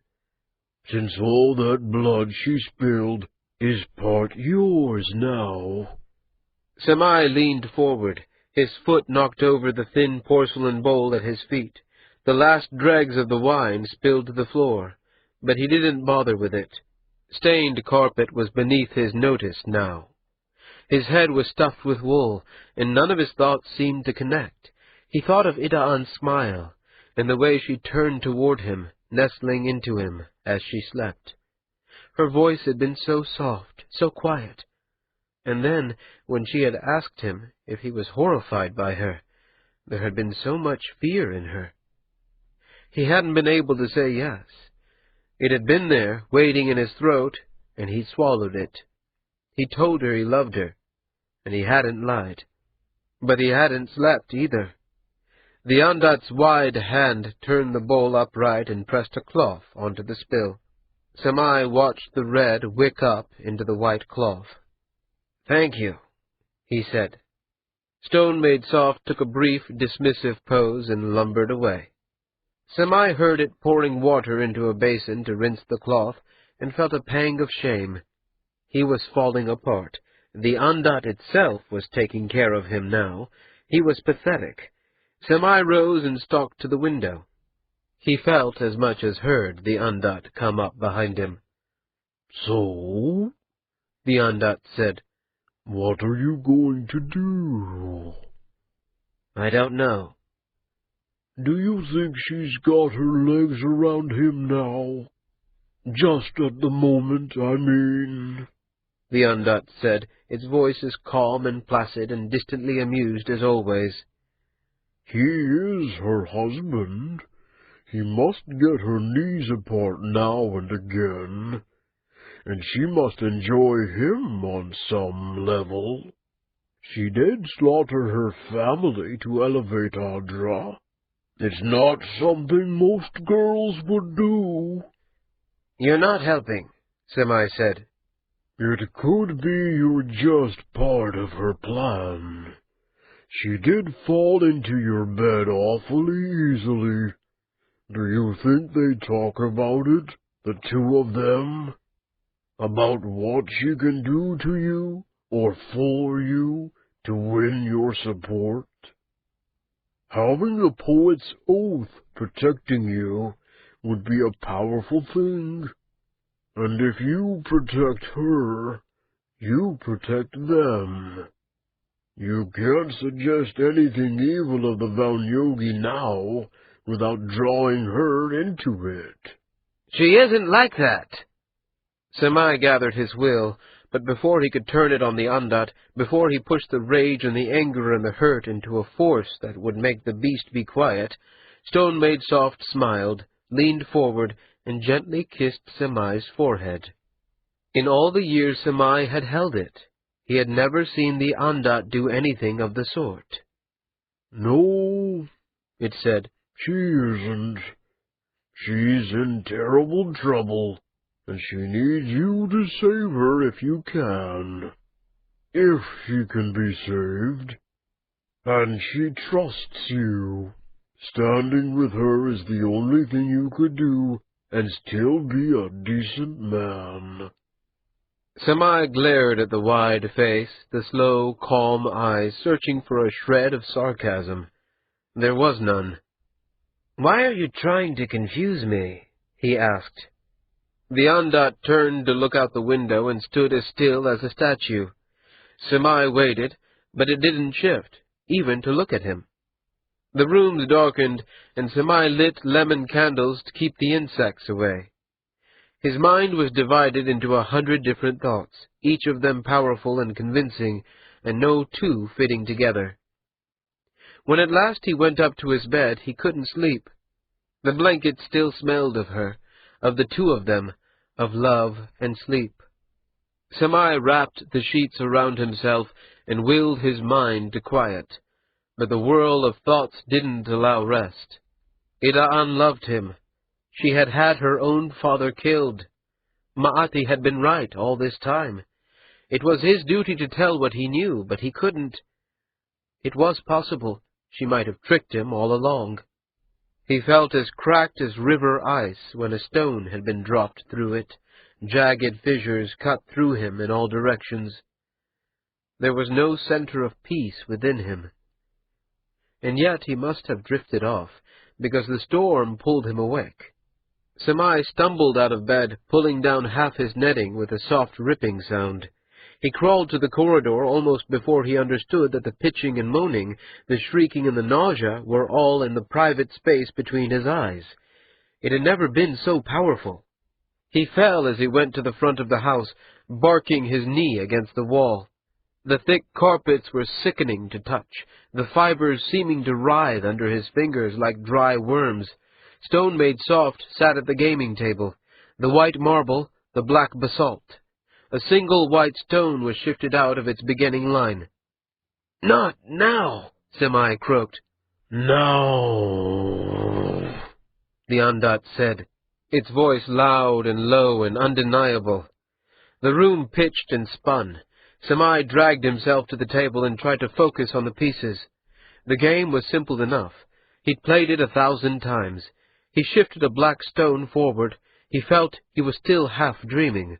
The stone he'd moved was Ida'an. Stone Maid Soft's reply moved a token that was both its fourth column and also Otamachi. Groggy with sleep and distress and annoyance and the angry pressure of the Ondat struggling against him, he didn't understand how far things had gone until 12 moves later, when he shifted a black stone one place to the left, and Stone Maid Soft smiled.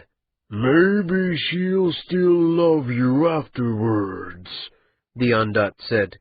"Do you think she'll care as much about your love when you're just a man in a brown robe?"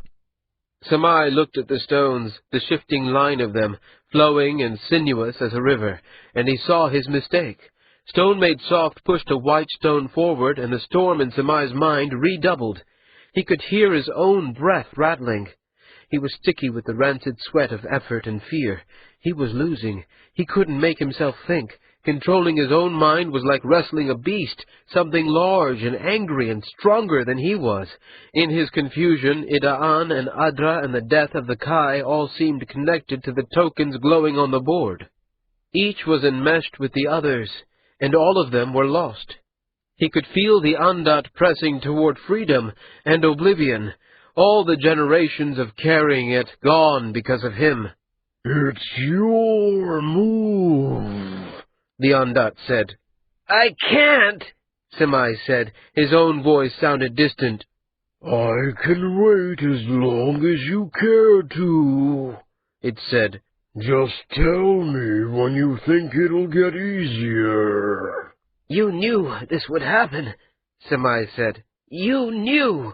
Chaos has a smell to it, the Ondat agreed. Move.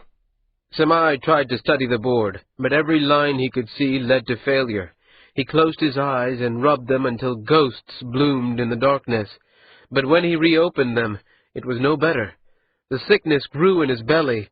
He felt he was falling. The knock on the door behind him was something of a different world, a memory from some other life, until the voice came. I know you're in there. You won't believe what's happened. Half the Utkayam are spotty with welts. Open the door. Bharat! Semai didn't know how loud he'd called. It might have been a whisper, or a scream, but it was enough. The librarian appeared beside him. The stout man's eyes were wide, his lips thin. What's wrong? Bharat asked. Are you sick? God, Semai, stay here, don't move. I'll have a physician. Paper! Bring me paper and ink. It's your move, the Ondat shouted, and Bharat seemed about to bolt. Hurry! Semai said. It was a week, a month, a year of struggle before the paper and ink brick appeared at his side. He could no longer tell whether the Ondat was shouting to him in the real world or only within their shared mind. The game pulled at him, sucking like a whirlpool. The stones shifted with significance beyond their own, and confusion built on confusion in waves so that Semai grasped his one thought until it was a certainty. There was too much. There was more than he could survive. The only choice was to simplify the panoply of conflicts warring within him. There wasn't room for them all. He had to fix things, and if he couldn't make them right, he could at least make them end. He didn't let himself feel the sorrow, or the horror, or the guilt, as he scratched out a note, brief and clear as he could manage. The letters were shaky, the grammar poor. Ida'an and the Vaunyogi and the Galtz, everything he knew written in short, unadorned phrases. He dropped the pen to the floor and pressed the paper into Bharat's hand. Ma'ati, Semai said. Take it to Ma'ati, now! Bharat read the letter, and whatever blood had remained in his face drained from it now. This isn't... Run! Semai screamed, and Bharat was off, faster than Semai could have gone if he'd tried. Ida'an's doom in his hands. Semai closed his eyes. That was over then. That was decided, and for good or ill, he was committed. The stones now could be only stones. He pulled himself back to the game board. Stone Made Soft had gone silent again.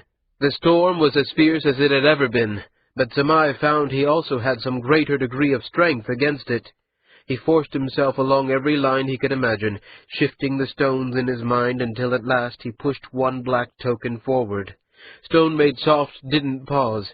It shifted a white stone behind the black that had just moved, trapping it. Semai took a long, deep breath and shifted a black stone on the far end of the board back one space. The Ondat stretched out its wide fingers, then paused. The storm shifted, lessened. Stone Made Soft smiled ruefully and pulled back its hand. The wide brow furrowed. Good sacrifice, it said.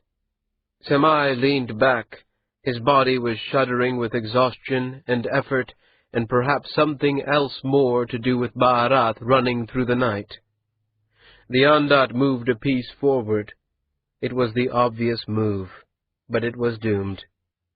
They had to play it out, but the game was as good as finished. Semai moved a black token. I think she does love you, the Ondat said. And you did swear you'd protect her. She killed 2 men and plotted her own father's slaughter, Semai said. You love her. I know you do. I know it too, Semai said, and then a long moment later, It's your move. 14. Rain came in from the south. By mid-morning, tall clouds of billowing white and yellow and gray had filled the wide sky of the valley. When the sun, had it been visible, would have reached the top of its arc, the rain poured down on the city like an upended bucket. The black cobbled streets were brooks, every slant roof a little waterfall. Ma'ati sat in the side room of the tea-house and watched. The water seemed lighter than the sky or the stone, alive and hopeful. It chilled the air, making the warmth of the earthenware bowl in his hands more present. Across the smooth wooden table, Otakwo's chief armsman scratched at the angry red wheels on his wrists. "If you keep doing that, they'll never heal," Ma'ati said. "Thank you, grandmother," Sinja said. "I had an arrow through my arm once that hurt less than this." "It's no worse than what half the people in that hall suffered," Ma'ati said. "It's 1,000 times worse. Those stings are on them. These are on me. I'd have thought the difference obvious." Ma'ati smiled. It had taken 3 days to get all the insects out of the great hall, and the argument about whether to simply choose a new venue or wait for the last nervous slave to find and crush the last dying wasp would easily have gone on longer than the problem itself. The time had been precious. Sinja scratched again, winced, and pressed his hands flat against the table, as if he could pin them there and not rely on his own will to control himself. "I hear you've had another letter from the Daikwo," Sinja said. Ma'ati pursed his lips. The pages were in his sleeve even now. They'd arrived in the night by a special courier who was waiting in apartments Ma'ati had bullied out of the servants of the dead Kai. The message included an order to respond at once and commit his reply to the courier. He hadn't picked up a pen yet. He wasn't sure what he wanted to say. "He ordered you back?" Sinja asked. "Among other things," Ma'ati agreed. "Apparently, he's been getting information from someone in the city besides myself." "The other one? The boy?"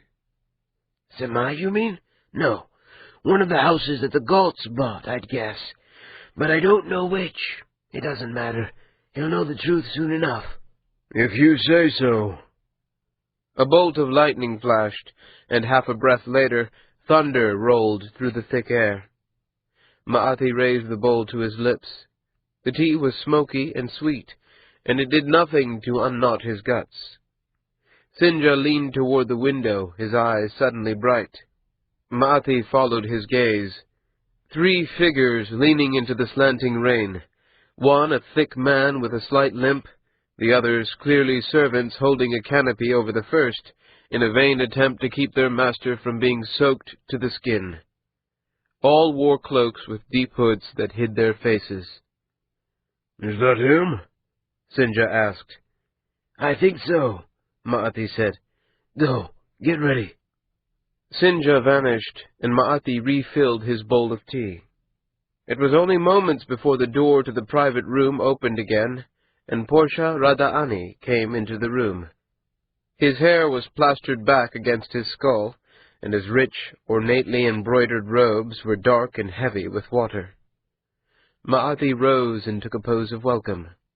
Radhaani ignored it, pulled out the chair Sinja had only recently left, and sat in it with a grunt. "I'm sorry for the foul weather," Ma'ati said. "I thought you'd take the tunnels." Radhaani made an impatient sound. "They're half-flooded. The city was designed with snow in mind, not water. The first thaw is always like a little slice of hell in the spring. But tell me, you didn't bring me here to talk about rain, Ma'ati-cha. I'm a busy man. The council's just about pulled itself back together, and I'd like to see an end to this nonsense." "That's what I wanted to speak to you about, Portia-cha. I'd like you to call for the council to disband. You're well respected. If you were to adopt the position, the lower families would take interest. And the Vaunani and Kamau can both work with you without having to work with each other." "I'm a powerful enough man to do that. Radha-ani agreed, his tone matter-of-fact. "But I can't think why I would." "There's no reason for the council to be called." "No reason? We're short a Kai, Ma'ati-cha." "The last one left a son to take his place," Ma'ati said. "No one in that hall has a legitimate claim to the name Kai Machi." Radha-ani laced his thick fingers over his belly and narrowed his eyes. A smile touched his lips that might have meant anything. "I think you have some things to tell me," he said. Ma'ati began not with his own investigation, but with the story as it had unfolded. Ida'an Machi and Adra Vaunyogi, the backing of the Galts, the murder of Beitra Machi. He told it like a tale, and found it was easier than he'd expected. Radha-ani chuckled when he reached the night of Ota's escape, and grew somber when he drew the connection between the murder of Danat Machi and the hunting party that had gone with him. It was all true, but it was not all of the truth. In the long conversations that had followed Bharat's delivery of Semai's letter, Ota and Ma'ati, Kian and Ami'it had all agreed that the Galt's interest in the library was something that could be safely neglected. It added nothing to their story, and knowing more than they seemed to might yet prove an advantage. Watching Portia Radha-ani's eyes, Ma'ati thought it had been the right decision. He outlined what he wanted of the Radha-ani, the timing of the proposal to disband, the manner in which it would be best approached, the support they would need on the council. Radha-ani listened like a cat watching a pigeon until the whole proposal was laid out before him. He coughed and loosened the belt of his robe. "It's a pretty story," Radha-ani said. "It'll play well to a crowd, but you'll need more than this to convince the Utkayam that your friend's hem isn't red. We're all quite pleased to have a Kai who's walked through his brother's blood, but fathers are a different thing." "I'm not the only one to tell it," Ma'ati said. "I have one of the hunting party who watched Danat die to swear there was no sign of an ambush. I have the commander who collected Ota from the tower to say what he was bought to do and by whom. I have Samai Tian and Stone Made Soft, and I have them in the next room, if you'd like to speak with them." "Really?" Radha-ani leaned forward. The chair groaned under his weight. "And if it's needed, I have a list of all the houses and families who've supported Vaunyogi. If it's a question what their relationships are with Galt, all we have to do is open those contracts and judge the terms. Though there may be some of them who would rather that didn't happen. So perhaps it won't be necessary." Radha-ani chuckled again, a deep, wet sound. He rubbed his fingers against his thumb, pinching the air. "You've been busy since last we spoke," he said. "It isn't hard finding confirmation once you know what the truth is. Would you like to speak to the men? You can ask them whatever you like. They'll back what I've said." "Is he here himself?" "Ota thought it might be better not to attend, until he knew whether you intended to help him or have him killed." "He's wise. Just the poet, then," Radha-ani said. "The others don't matter." Ma'ati nodded and left the room. The tea-house proper was a wide, low room with fires burning low in two corners. Radha-ani's servants were drinking something that Ma'ati doubted was only tea, and talking with one of the couriers of Halcyanti. There would be more information from that, he guessed, than from the more formal meeting. At the door to the back room, Sinja leaned back in a chair, looking bored, but commanding a view of every approach. "Well?" Sinja asked. "He'd like to speak with Samai-cha." "But not the others?" "Apparently not." "He doesn't care if it's true, then, just whether the poets are backing our man." Sinja let his chair down and stood, stretching. "The forms of power are fascinating stuff. Reminds me why I started fighting for a living." Ma'ati opened the door. The back room was quieter, though the rush of rain was everywhere. Samai and the Andat were sitting by the fire. The huntsman Sinjacha had tracked down was at a small table, half drunk. It was best, perhaps, that Radhaani hadn't wanted him. And 3 armsmen in the colors of Halcyanti also lounged about. Semai looked up, meeting Ma'ati's gaze. Ma'ati nodded. Radhaani's expression when Semai and Stone Maid Soft entered the room was profoundly satisfied. It was as if the young poet's presence answered all the questions that were important to ask. Still, Ma'ati watched Semai take a pose of greeting, and Radhaani return it. "You wish to speak with me?" Semai asked. His voice was low and tired. Ma'ati could see how much this moment was costing him. "Your fellow poet here's told me quite a tale," Radhaani said.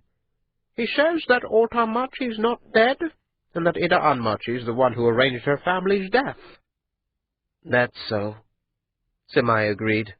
"I see. And you were the one who brought that to light?" "That's so." Radhaani paused. His lips pursed. His fingers knotted around each other. "Does the Daikwo back the upstart, then?" "No," Ma'ati said before Semai could speak. "We take no side in this. We support the council's decision, but that doesn't mean we withhold the truth from the Utkayim." As Ma'atikwo says, Semai agreed. "We are servants here." "Servants with the world by its balls," Radhaani said. "It's easy, Semaicha, to support a position in a side room with no one much around to hear you. It's a harder thing to say the same words in front of the gods and the court and the world in general. If I take this to the council, and you decide that perhaps it wasn't all quite what you've said it was, it will go badly for me." "I'll tell what I know," Semai said. "Whoever asks." "Well," Radhaani said, then more than half to himself. Well. In the pause that followed, another roll of thunder rattled the shutters. But Portia Radhaani's smile had faded into something less amused, more serious. "We have him," Ma'ati thought. Radhaani clapped his hands on his thighs and stood. "I have some conversations I'll have to conduct, Ma'ati-cha," he said.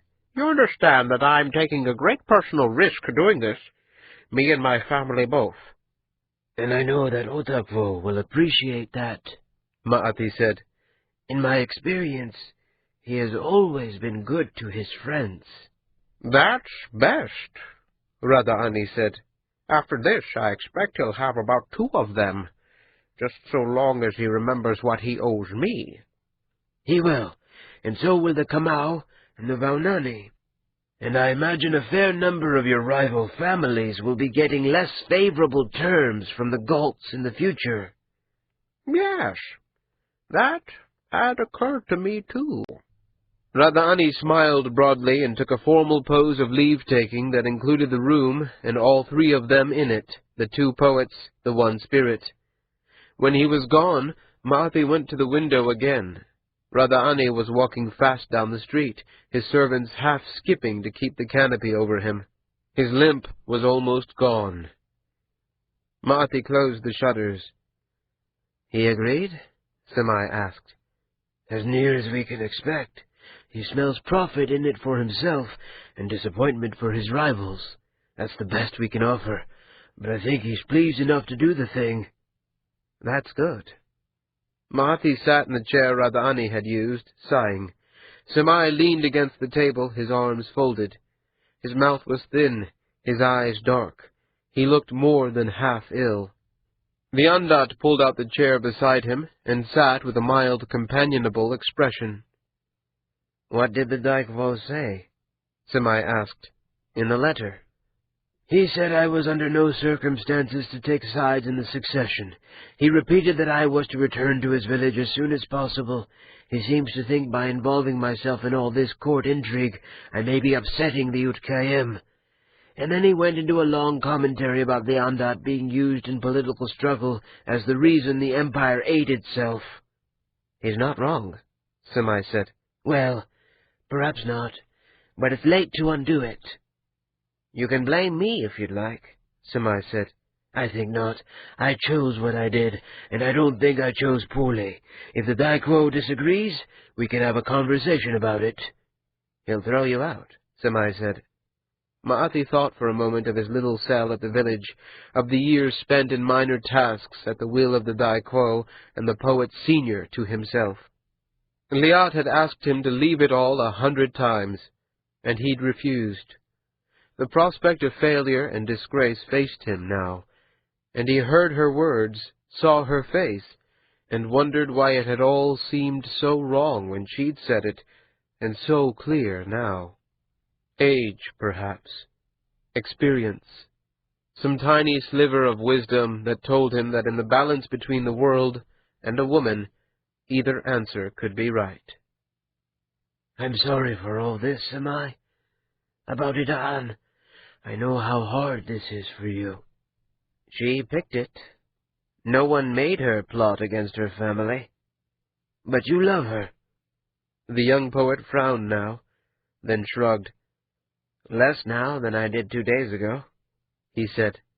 Ask again in a month. I'm a poet, after all. There's only so much room in my life. Yes, I loved her. I'll love someone else later. Likely someone that hasn't set herself to kill off her relations. It's always like this, Stonemaid Soft said. Every one of them. The first love always comes closest. I had hopes for this one. I really did. You'll live with the disappointment, Samai said. Yes, the Ondat said amiably. There's always another first girl. Ma'ati laughed once, amused, though it was also unbearably sad. The Ondat shifted to look at him quizzically.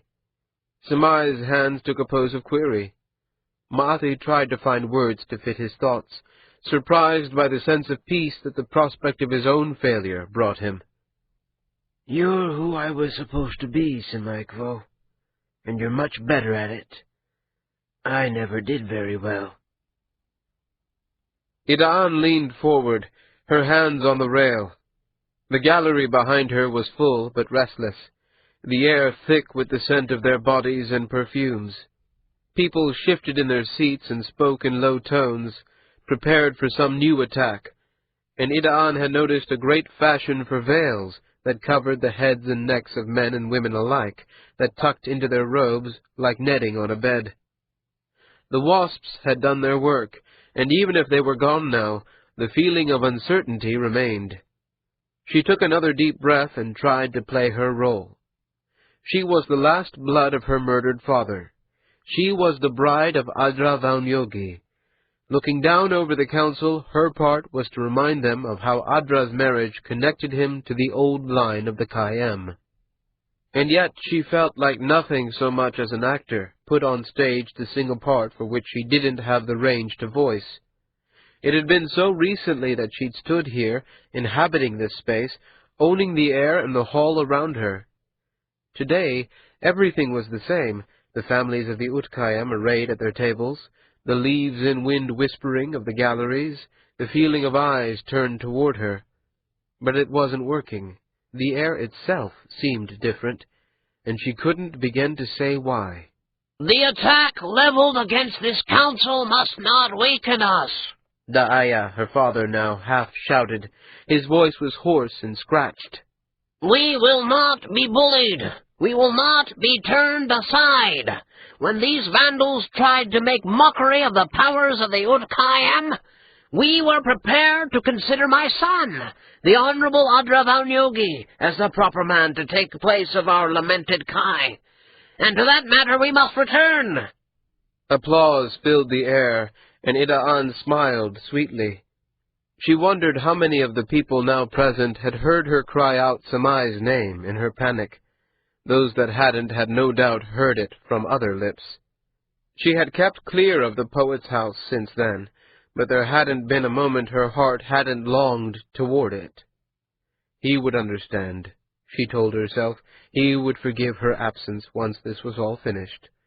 All would be well.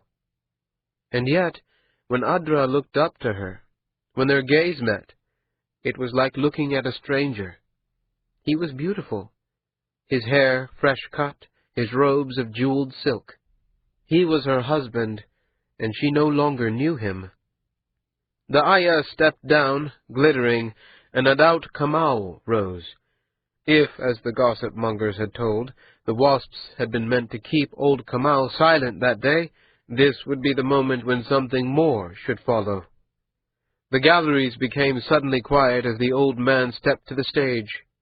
Even from across the hall, Ida'an could see the red wheels on his face where a sting had marked him. "I had intended," he said, "to speak in support of Gia Vaunani in his urging of caution and against hasty decision. Since that time, however, my position has changed, and I would like to invite my old, dear friend, Portia Rada'ani, to address the council." With nothing more than that, old Kamau stepped down. Ida'an leaned forward, looking for the green and grey robes of the Rada'ani, and there, moving between the tables, was the man striding toward the speaker's dais. Adra and his father were bent together, speaking swiftly and softly. Ida'an strained to hear something of what they said. She didn't notice how tightly she was holding the rail until her fingers started to ache with it. Rada'ani rose up in the speaker's pulpit, looking over the council and the galleries for the space of a half-dozen breaths. His expression was considering, like a man at a fish market judging the freshest catch. Ida'an felt her belly tighten. Below her and across the hall, Rada'ani lifted his arms to the crowd.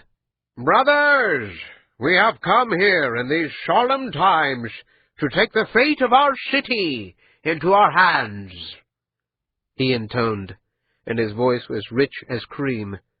"We have suffered tragedy, and in the spirit of our ancestors, we rise to overcome it.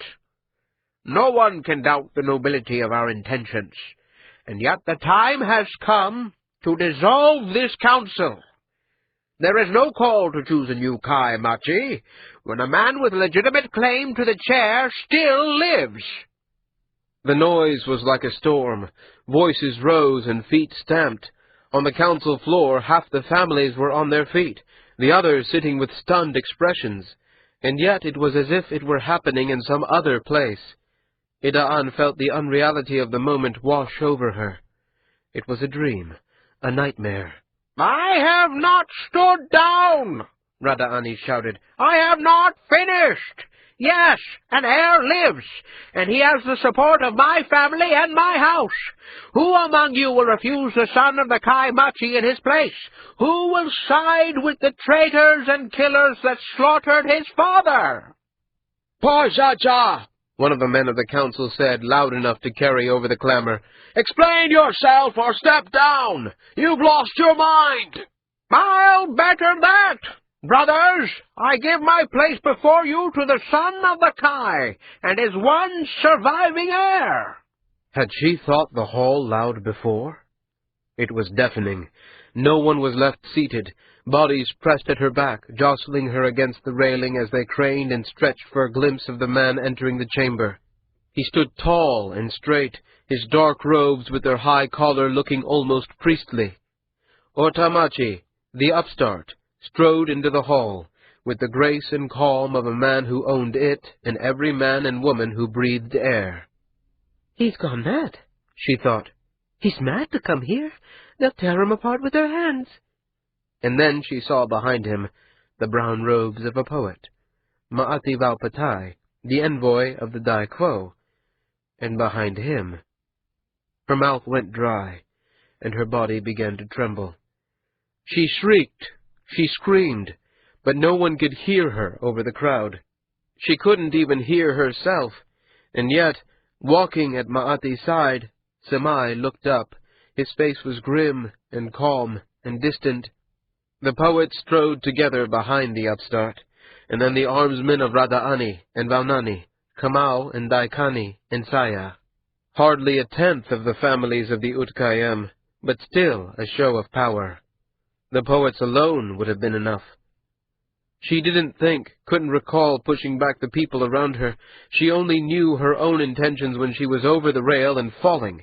It wasn't so far to the ground, no more than the height of 2 men, and yet in the roar and chaos the drop seemed to last forever. When she struck the floor at last, it jarred her to the bone. Her ankle bloomed with pain. She put it aside and ran as best she could through the stunned men of the Utkayem. Men all about her, unable to act, unable to move. They were like statues, frozen by their uncertainty and confusion. She knew that she was screaming. She could feel it in her throat, could hear it in her ears. She sounded crazed, but that was unimportant. Her attention was single, focused. The rage that possessed her, that lifted her up and sped her steps by its power alone, was only for the upstart, Otamachi, who had taken her lover from her. She saw Adra and Daaya already on the floor, an armsman kneeling on each back. There was a blade still in Adra's hand, and then there before her, like a fish rising to the surface of a pond, was Otamachi, her brother. She launched herself at him, her hands reaching for him like claws. She didn't see how the Andat moved between them. Perhaps it had been waiting for her. Its wide, cold body appeared, and she collided with it. Huge hands wrapped her own, and the wide, inhuman face bent close to hers. "Stop this," it said. "It won't help." This isn't right, she shouted, aware now that the pandemonium had quieted, that her voice could be heard, but she could no more stop herself now than learn to fly. He swore he'd protect me. He swore it. It's not right. "Nothing is." The Andat agreed, as it pulled her aside, lifted her as if she were still a child, and pressed her against the wall. She felt herself sink into it, the stone giving way to her like mud. She fought, but the wide hands were implacable. She shrieked and kicked, sure that the stone would close over her like water, and then she stopped fighting. Let it kill her. Let her die. Let it end. The hands went away, and Ida'an found herself immobile, trapped in stone that had found its solidity again. She could breathe, she could see, she could hear. She opened her mouth to scream, to call for Samai, to beg. Stone made soft put a single finger to her lips. "It won't help," the Andat said again, then turned and lumbered up beside the speaker's pulpit where Samai stood waiting for it. She didn't look at her brother as he took the pulpit, only Samai. He didn't look back at her. When Ota spoke, his words cut through the air, clean and strong as wine. "I am Otamachi, 6th son of the Kai Machi. I have never renounced my claim to this place. I have never killed or plotted to kill my brothers or my father. But I know who has, and I have come here before this council to show you what has been done, and by whom, and to claim what is mine by right." Ida'an closed her eyes and wept, surprised to find her desolation complicated by relief. "I notice you never mention the Gaults," Amiet said. The waiting area to which the protocol servant had led them was open and light, looking out over a garden of flowering vines. A silver bowl with water cooling fresh peaches sat on a low table. Amiet leaned against the railing. He looked calm, but Ota could see the white at the corners of his mouth and the small movements of his hands. Amiet's belly was as much in knots as his own. "There was no call," Ota said. "The families that were involved know that they were being used, and if they only suspect that I know it, that's almost as good as being sure. How long are we going to have to wait?" "Until they finish deciding whether to kill you as a murderer or raise you up as the Kaimachi," Amiet said. "It shouldn't take long. You were very good out there." "You could sound more sure of all this." "We'll be fine," Amiet said. "We have backing, we have the poets." "And yet?" Amiet forced a chuckle. "That is why I don't play tiles. Just before the tiles man turns the last chit, I convince myself that there's something I've overlooked." I hope you aren't right this time. If I am, I won't have to worry about next. They'll kill me as dead as you. Ota picked up a peach and bit into it. The fuzz made his lips itch, but the taste was sweet and rich and complex. He sighed and looked out. Above the garden wall rose the towers, and beyond them the blue of the sky. If we win, you will have to have them killed, you know, Amiet said. Adra and his father. Your sister, Mida'an. Not her. Otacha, this is going to be hard enough as it stands. The Utkayam are going to accept you because they have to, but you won't be hailed as a savior. And Kiancha is a common woman from no family. She kept a way house. Showing mercy to the girl who killed your father isn't going to win you anyone's support. I am the Kai Machi, Ota said. I'll make my way. You don't understand how complex this is likely to be. Ota shrugged.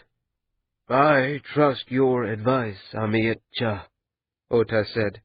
You'll have to trust my judgment. The overseer's expression soured for a moment, and then he laughed. They lapsed into silence. It was true. It was early in his career to appear weak, and the Vaunyogi had killed 2 of his brothers and his father, and had tried to kill Ma'ati as well. And behind them, the Galts, and the library. There had been something in there, some book or scroll or codex worth all those lives, all that money, and the risk. By the time the sun fled behind the mountains in the west, he would know whether he'd have the power to crush their nation, reduce their houses to slag, their cities to ruins. A word to Samai would put it in motion. All it would require of him would be to forget that they also had children and lovers, that the people of Galt were as likely as anyone in the cities of the Kayam to love and betray, lie and dream. And he was having pangs over executing his own father's killer. He took another bite of the peach. You've gone quiet, Amiet said softly. Thinking about how complex this is likely to be, Ota said. He finished the last of the peach flesh and threw the stone out into the garden before he washed his hands clean in the water bowl it had come from. A company of armsmen in ceremonial mail appeared at the door with a grim-faced servant in simple black robes. Your presence is requested in the council chamber, the servant said. I'll see you once it's over, Amiet said. Ota straightened his robes, took and released a deep breath, and adopted a pose of thanks. The servant turned silently, and Ota followed with armsmen on either side of him and behind. Their pace was solemn.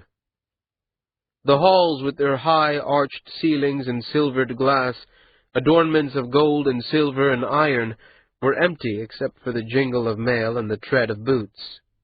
Slowly the murmur of voices and the smells of bodies and lamp oil filled the air. The black-robed servant turned a corner, and a pair of double doors swung open to the council hall. The Master of Tide stood on the speaker's pulpit. The black lacquer chair reserved for the Kai Machi had been brought, and stood empty on a dais of its own. Ota held himself straight and tall. He strode into the chamber, as if his mind were not racing, his heart not conflicted. He walked to the base of the pulpit and looked up. The Master of Tides was a smaller man than he'd thought, but his voice was strong enough. Ota Machi, in recognition of your blood and claim, we of the high families of Machi have chosen to dissolve our council and cede to you the chair that was your father's. Ota took a pose of thanks that he realized as he took it was 1,000 times too casual for the moment, dropped it, and walked up to the dais. Someone in the second gallery high above him began to applaud, and within moments the air was thick with the sound. Ota sat on the black and uncomfortable chair and looked out. There were thousands of faces, all of them fixed upon him. Old men, young men, children, the highest families of the city, and the palace servants. Some were exultant, some stunned. A few, he thought, were dark with anger. He picked out Ma'ati and Samai. Even the Andat had joined in. The tables at which the Kamau and Vaunani, Radhaani and Saya and Daikani all sat were surrounded by cheering men. The table of the Vaunyogi was empty. They would never all truly believe him innocent. They would never all give him their loyalty. He looked out into their faces, and he saw years of his life laid out before him, constrained by necessity and petty expedients. He guessed at the mockery he would endure behind his back while he struggled to learn his new acquired place. He tried to appear gracious and grave at once, certain he was failing at both. For this, he thought, I have given up the world. And then, at the far back of the hall, he caught sight of Kian. She, perhaps alone, wasn't applauding him. She only smiled as if amused and perhaps pleased. He felt himself soften. Amid all the meaningless celebration, all the empty delight, she was the single point of stillness. Kian was safe, and she was his, and their child would be born into safety and love. If all the rest was the price for those few things, it was one he would pay. Epilogue. It was winter when Ma'ati Vaupatai returned to Machi. The days were brief and bitter, the sky often white with a scrim of cloud that faded seamlessly into the horizon. Roads were forgotten, the snow-covered road and river and empty field. The sledge dogs ran on the thick glaze of ice wherever the teamsmen aimed them. Ma'ati sat on the skidding waxed wood, his arms pulled inside his clothes, the hood of his cloak pulled low and tight to warm the air before he breathed it. He'd been told that he must above all else be careful not to sweat. If his robes got wet, they would freeze, and that would be little better than running naked through the drifts.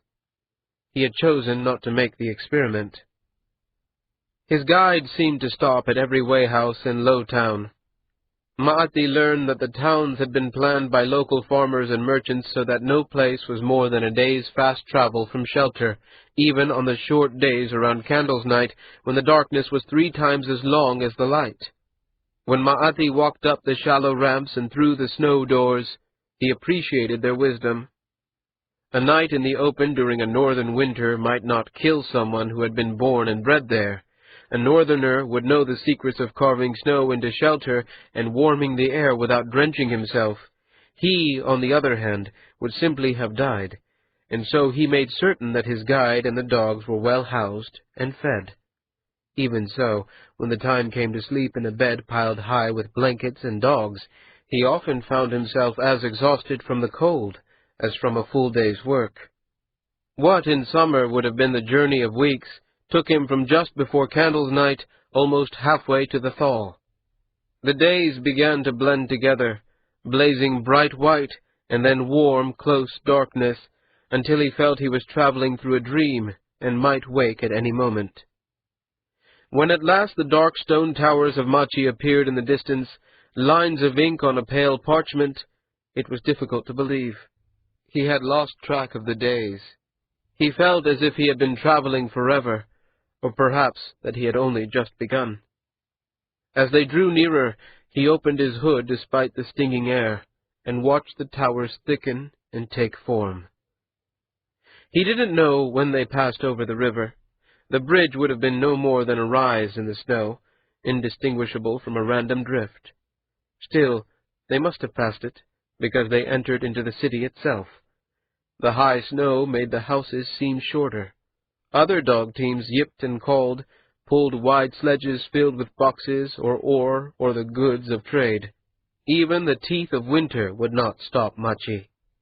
Ma'ati even saw men with wide leather-laced nets on their shoes, and goods for sale strapped to their backs tramping down worn paths that led from one house to the next. He heard voices lifted in loud conversation, and the barking of dogs and the murmur of the platform chains that rose up with the towers and shifted, scraping against the stone. The city seemed to have nothing in common with the one he had known, and still there was a beauty to it. It was stark and terrible, and the wide sky forgave it nothing. But he could imagine how someone might boast they lived here in the midst of the desolation and carved out a life worth living. Only the verdigris domes over the forges were free from snow, the fires never slackening enough to bow before the winter. On the way to the palace of the Kaimachi, his guide passed what had once been the palaces of the Vaunyogi. The broken walls jutted from the snow. He thought he could still make out scorch marks on the stones. There were no bodies now. The Vaunyogi were broken, and those who were not dead had scattered into the world where they would be wise never to mention their true names again. The bones of their house made Ma'ati shiver in a way that had little to do with the biting air. Otakwo had done this, or ordered it done. It had been necessary, or so Ma'ati told himself. He couldn't think of another path, and still the ruins disturbed him. He entered the offices of the Master of Tides through the snow door, tramping up the slick painted wood of the ramp and into rooms he'd known in summer. When he had taken off his outer cloaks and let himself be led to the chamber where the servants of the Kai set schedules, Piyun Se'e, the assistant to the Master of Tides, fell at once into a pose of welcome. "It's a pleasure to have you back," he said. "The Kai mentioned that we should expect you, but he had thought you might be here earlier." Though the air in the offices felt warm, the man's breath was still visible. Ma'ati's ideas of cold had changed during his journey. "The way was slower than I'd hoped," Ma'ati said. "The Most High is in meetings and cannot be disturbed, but he has left us with instructions for your accommodation." Ma'ati felt a pang of disappointment. It was naive of him to expect Otakwo to be there to greet him, and yet he had to admit that he had harbored hopes. "Whatever is most convenient will, I'm sure, suffice," Ma'ati said. "Don't bother yourself, Piyun-cha," a woman's voice said from behind them. "I can see to this." The changes of the previous months had left Kian untransformed. Her hair, black with its lacing of white, was tied back in a simple knot that seemed out of place above the ornate robes of a Kai's wife. Her smile didn't have the chill formal distance or false pleasure of a player at court intrigue. When she embraced him, her hair smelled of lavender oil. For all her position and the incarcerating power of being her husband's wife, she would, Ma'ati thought, still look at home at a weighhouse, watching over guests, or haggling with the farmers, bakers, and butchers at the market. But perhaps that was only his wish that things could change and still be the same. "You look tired," she said, leading him down a long flight of smooth-worn granite stairs. "How long have you been traveling?" "I left the Daiko before Candles Night," he said. "You still dress like a poet," she said gently, so she knew. "The Daiko agreed to Otakwo's proposal. I'm not formally removed so long as I don't appear in public ceremony in my poet's robes. I'm not permitted to live in a poet's house or present myself in any way as carrying the authority of the Daiko." "And Samai?" "Samai's had some admonishing letters, I think, but I took the worst of it. It was easier that way, and I don't mind so much as I might have when I was younger." The doors at the stairway's end stood open. They had descended below the level of the street, even under its burden of snow, and the candle-lit tunnel before them seemed almost hot. His breath had stopped ghosting. "I'm sorry for that," Kian said, leading the way. "It seems wrong that you should suffer for doing the right thing." "I'm not suffering," Ma'ati said. "Not as badly as I did when I was in the Daiko's good graces, at least. The more I see of the honors I was offered, the better I feel about having lost them." She chuckled. The passageway glowed gold. A high, vaulted arch above them was covered with tiles that reflected the light back into the air where it hung like pollen. An echo of song came from a great distance, the words blurred by the tunnels. And then the melody was joined, and the whispering voices of the gods seemed to touch the air. Ma'ati's steps faltered, and Kian turned to look at him, and then followed his gaze into the air. "The winter choir," she said. Her voice was suddenly smaller, sharing his awe. "There are a lot of idle hands in the colder seasons. Music becomes more important, I think, when things are cold and dark." "It's beautiful," Maati said. "I knew there were tunnels, but—" "It's another city," Kian said. "Think how I feel. I didn't know half the depth of it until I was supposed to help rule it." They began walking again, their words rising above the song. "How is he?" "Not idle," she said, with both amusement and melancholy in her tone. "He's been working until he's half exhausted every day, and then getting up early. There are 1,000 critical things that he's called on to do, and 1,000 more that are nothing more than ceremony that only swallow his time. It makes him cranky. He'll be angry that he wasn't free to meet you, but it will help that I could. That's the best I can do these days. Make sure that the things most important to him are seen to, while he's off making sure the city doesn't fall into chaos." "I think it would be able to grind on without him for a time, just from habit," Maati said. "Politics takes all the time you can give it," Kian said with distaste. They walked through a wide gate and into a great subterranean hall. 1,000 lanterns glowed, their white light filling the air. Men and women and children passed on their various errands, the gabble of voices like a brook over stones. A beggar sang, his lacquered begging box on the stone floor before him. Maati saw a water-seller's cart and another vendor selling wax-paper cones of rice and fish. It was almost like a street, almost like a wide pavilion with a canopy of stone. "Your rooms?" Kian asked. "Or would you rather have something to eat first? There's not much fresh this deep into winter, but I found a woman who makes a hot barley soup that's simply lovely. Actually, could I meet the child?" Kian's smile seemed to have a light of its own. "Can you imagine a world where I said no?" she asked. She nodded to a branching in the wide hall, and led him west, deeper into the underground. The change was subtle, moving from the public space of the street to the private tunnels beneath the palaces. There were gates, it was true, but they were open. There were armsmen here and there, but only a few of them, and yet soon all the people they passed wore the robes of servants or slaves of the Kai, and they had entered the Kai's private domain. Kian stopped at a thin oak door, pulled it open, and gestured him to follow her up the staircase it revealed. The nursery was high above the tunnel world. The air was kept warm by a roaring fire in a stone grate, but the light was from the sun. The nurse, a young girl no more than 16 summers, sat dozing in her chair while the baby cooed and gurgled to itself. Maati stepped to the edge of the crib, and the child quieted, staring up at him with distrustful eyes, and then breaking into a wide, toothless grin. "She's only just started sleeping through the night," Kian said, speaking softly to keep from waking her servant. "And there were 2 weeks of colic that were close to hell. I don't know what we've done with her if it hadn't been for the nurses. She's been doing better now. We've named her Aya." She reached down, scooped up her daughter, and settled her in her arms. It was a movement so natural as to seem inevitable. Maati remembered having done it himself, many years ago, in a very different place. Kian seemed almost to know his mind.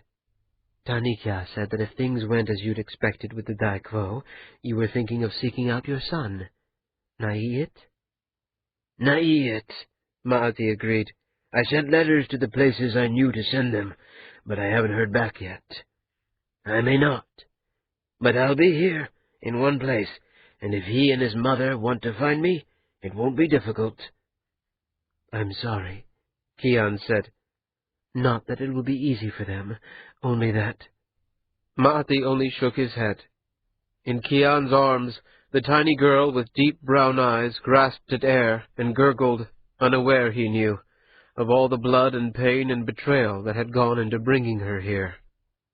"She's beautiful," he said. "Be reasonable!" Semai lay back in his bath. Beside him, Stone Made Soft had put its feet into the warm water and was gazing placidly out into the thick, salt-scented steam that rose from the water and filled the bathhouse. Against the far wall, a group of young women was rising from the pool and walking back toward the dressing-rooms, leaving a servant to fish the floating trays with their teapots and bowls from the small, bobbing waves. Bharat slapped the water impatiently. "You can look at naked girls later," he said. "This is important. If Ma'atichas come back to help me catalog the library—" "He might quibble on help you," Samai said, and might as well have kept silent. "Then it's clearly of critical importance to the Dai Quo. I've heard the rumors. I know the Vaunyogi were looking to sell the library to some Westlands warden. That's why Ma'ati was sent here in the first place." Samai closed his eyes. Rumors and speculation had run wild, and perhaps it would have been a kindness to correct Bharat. But Ota had asked him to keep silent, and the letters from the Dai Quo had encouraged this strategy. If it were known what the Gaults had done, and what they had intended to do, it would mean the destruction of their nation. Cities drowned, innocent men and women and children starved, when a quiet word heavy with threat might suffice instead. There was always recourse to destruction. So long as one poet held one Ondat, they could find a path to ruin. So instead of slaughtering countless innocents, Samai put up with the excited, inaccurate speculation of his old friend and waited for the days to grow longer and warmer. "If the collection is split," Bharat went on, his voice dropping to a rough whisper, "we might overlook the very thing that made the library so important. You have to move your collection over to the library, or terrible things might happen." "Terrible things like what?" "I don't know," Bharat said, his whisper turning peevish. "That's what Ma'atichai and I are trying to find out." "Well, once you've gone through your collection and found nothing, the two of you can come to the poet's house and look through mine." "That would take years." "I'll make sure they're well kept until then," Samai said.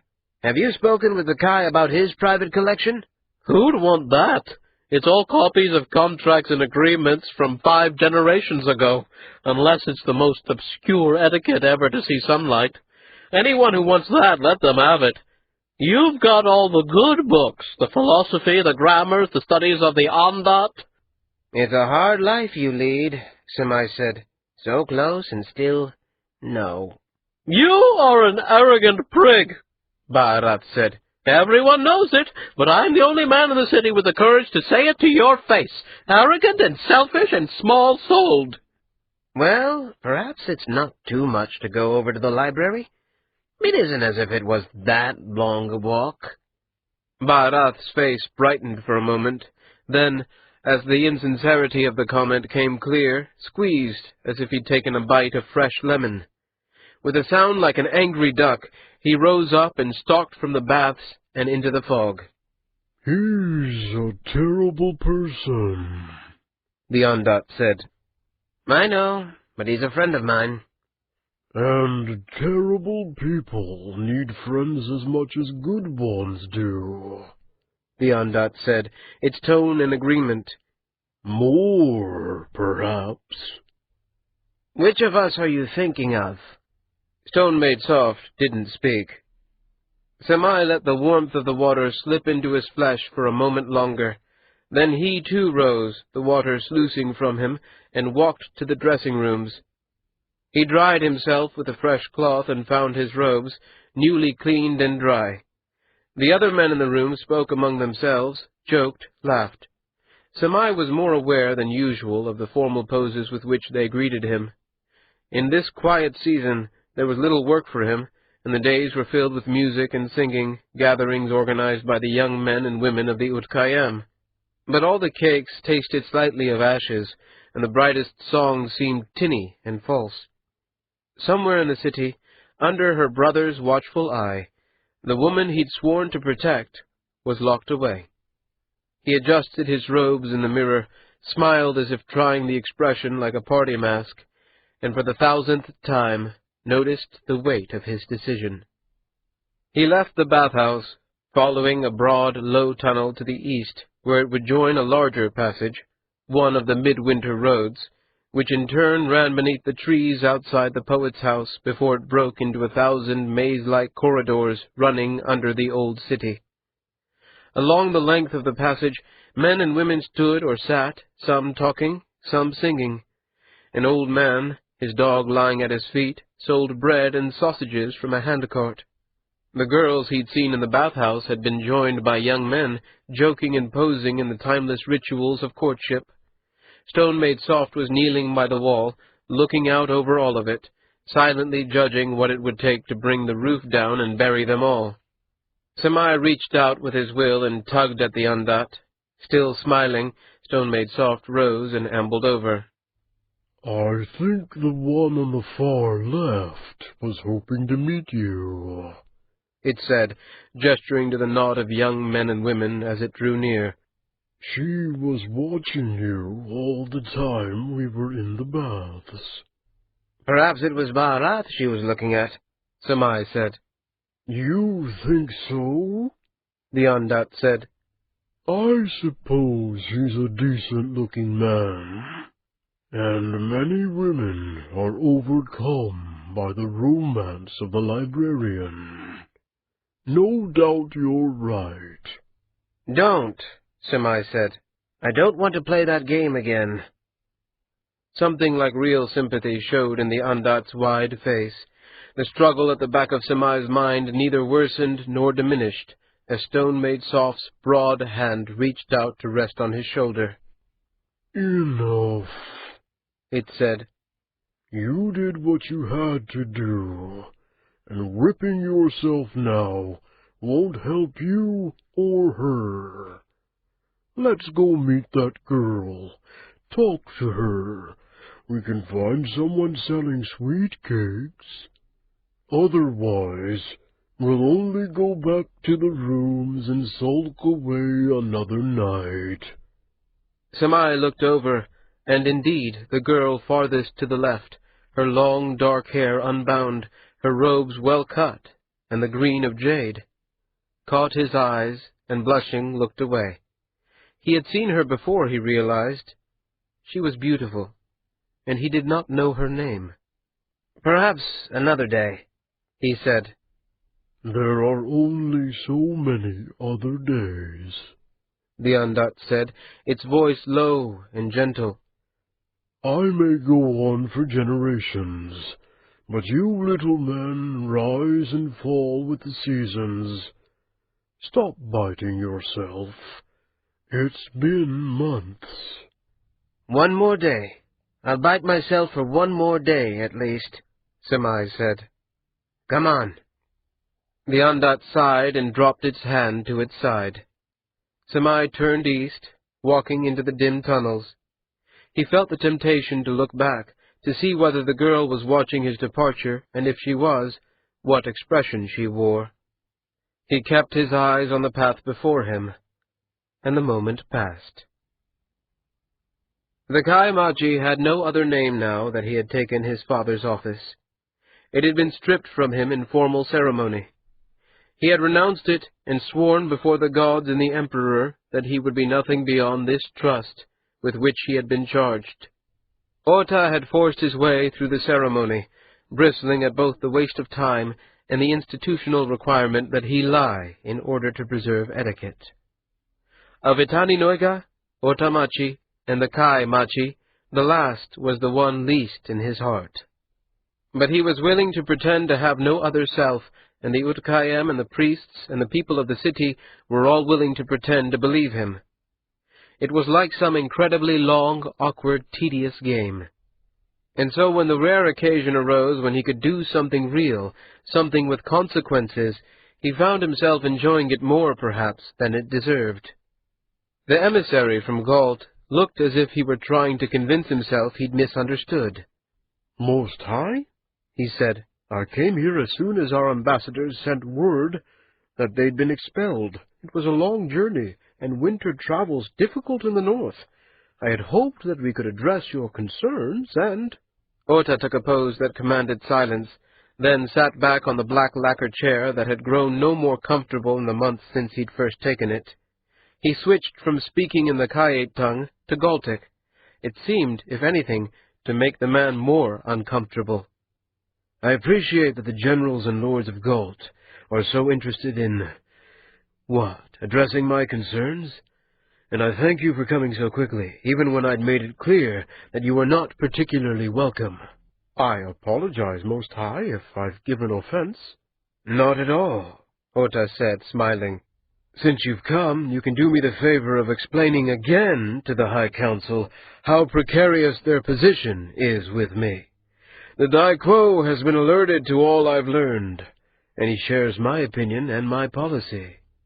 But I know the role your people played in the succession, and more than that, I know what happened in Sareket. Your nation survives now on my sufferance. If word reaches me of one more intervention in the matters of the cities of the Kayem, or the poets, or the Andat, I will wipe your people from the memory of the world. The emissary opened his mouth and closed it again, his eyes darting about as if there was a word written somewhere on the walls that would open the floodgates of his diplomacy. Ota let the silence press at him. I don't understand, Most High, he managed at last. Then go home, Ota said, and repeat what I've told you to your overseer, and then to his, and keep doing so until you find someone who does. If you reach the High Council, you'll have gone far enough. I'm sure if you'll just tell me what's happened to upset you, Most High, there must be something I can do to make it right. Ota pressed his steepled fingers to his lips. For a moment, he remembered Sareket, the feel of the poet's death struggles under his own hand. He remembered the fires that had consumed the compound of the Vaunyogi, and the screams and cries of his sister as her husband and his father met their ends. You can't make this right, he said, letting his weariness show in his voice. I wish that you could. But the contracts. I can't go back without some agreement made, Most High. If you want me to take your message back, you have to leave me enough credibility that anyone will hear it. I can't help you, Ota said. Take the letter I've given you, and go home. Now! As he turned and left the room, the letter in his hand sewn shut and sealed, the Galt moved like a man newly awakened. At the Kai's gesture, the servants followed the emissary and pulled the great bronze doors closed behind them, leaving Ota alone in the audience chamber. The pale silk banners shifted in the slight breath of air. The charcoal in the iron braziers glowed, orange within white. He pressed his hands to his eyes. He was tired, terribly tired, and there was so much more to be done. He heard the scrape of the servant's door behind him, heard the soft, careful footsteps and the faintest jingling of mail.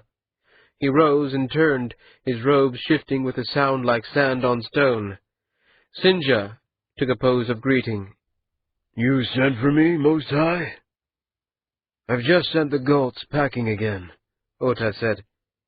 I heard the last of it. Do you think they'll keep sending men to bow and scrape at your feet? I was thinking how gratifying it must be, being able to bully a whole nation of people you've never met. Actually, it isn't. I imagine news of it will have spread through the city by nightfall. More stories of the Mad Kai. You aren't called that.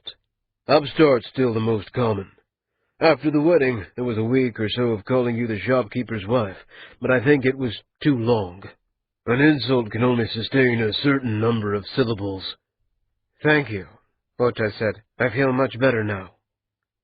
You are going to have to start caring what they think, you know. These are people you're going to be living with for the rest of your life. Starting off by proving how disrespectful and independent you can be is only going to make things harder. And the Galts carry quite a few contracts, Sinja said.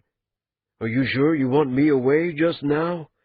It's traditional to have a guard close at hand when you're cultivating new enemies. Yes, I want you to go. If the Utkayam are talking about the Galts, they may talk less about Ida'an. You know they won't forget her. It doesn't matter what other issues you wave at them, they'll come back to her. I know, but it's the best I can do for now. Are you ready? I have everything I need prepared. We can do it now, if you'd like. I would. 3 rooms had been her world: a narrow bed, a cheap iron brazier, a night pot taken away every second day. The armsmen brought her bits of candle, stubs left over from around the palaces. Once, someone had slipped a book in with her meal, a cheap translation of Westland court poems. Still, she'd read them all and even started composing some of her own. It galled her to be grateful for such small kindnesses, especially when she knew they would not have been extended to her had she been a man. The only breaks came when she was taken out to walk down empty tunnels deep under the palaces. Armsmen paced behind her and before her, as if she were dangerous. And her mind slowly folded in on itself, the days passing into weeks, the ankle she'd cracked in her fall mending. Some days she felt lost in dreams, struggling to wake only to wish herself back asleep when her mind came clear. She sang to herself.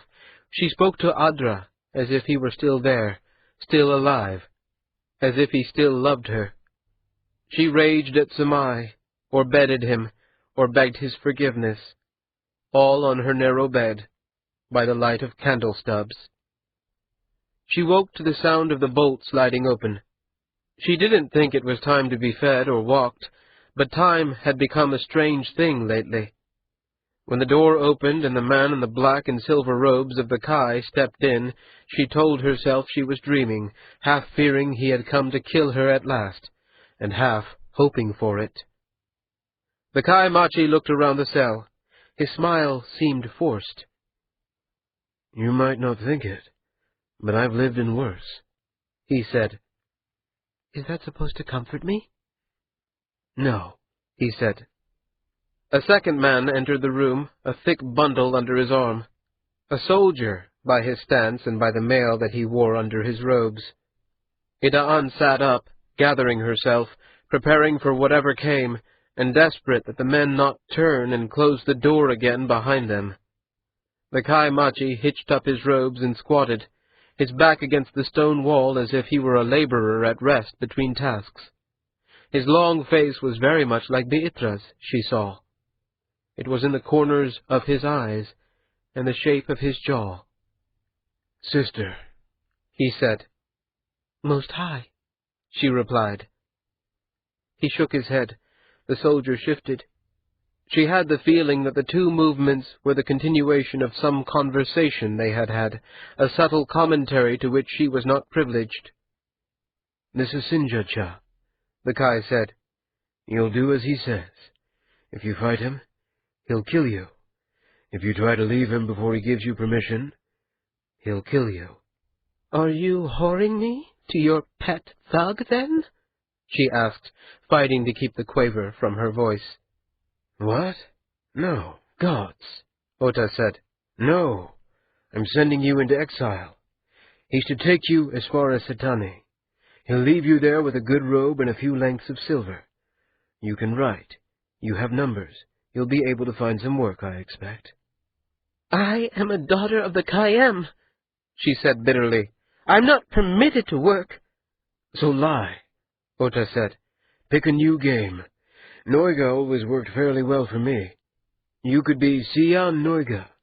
Your mother and father were merchants in, well, call it Dudun. You don't want people thinking about Machi if you can help it.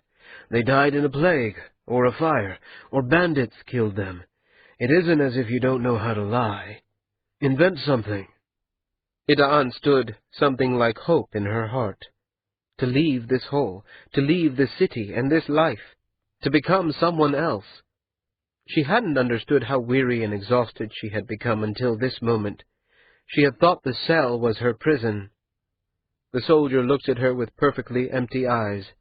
She might have been a cow or a large stone he'd been set to move. Ota levered himself back to standing.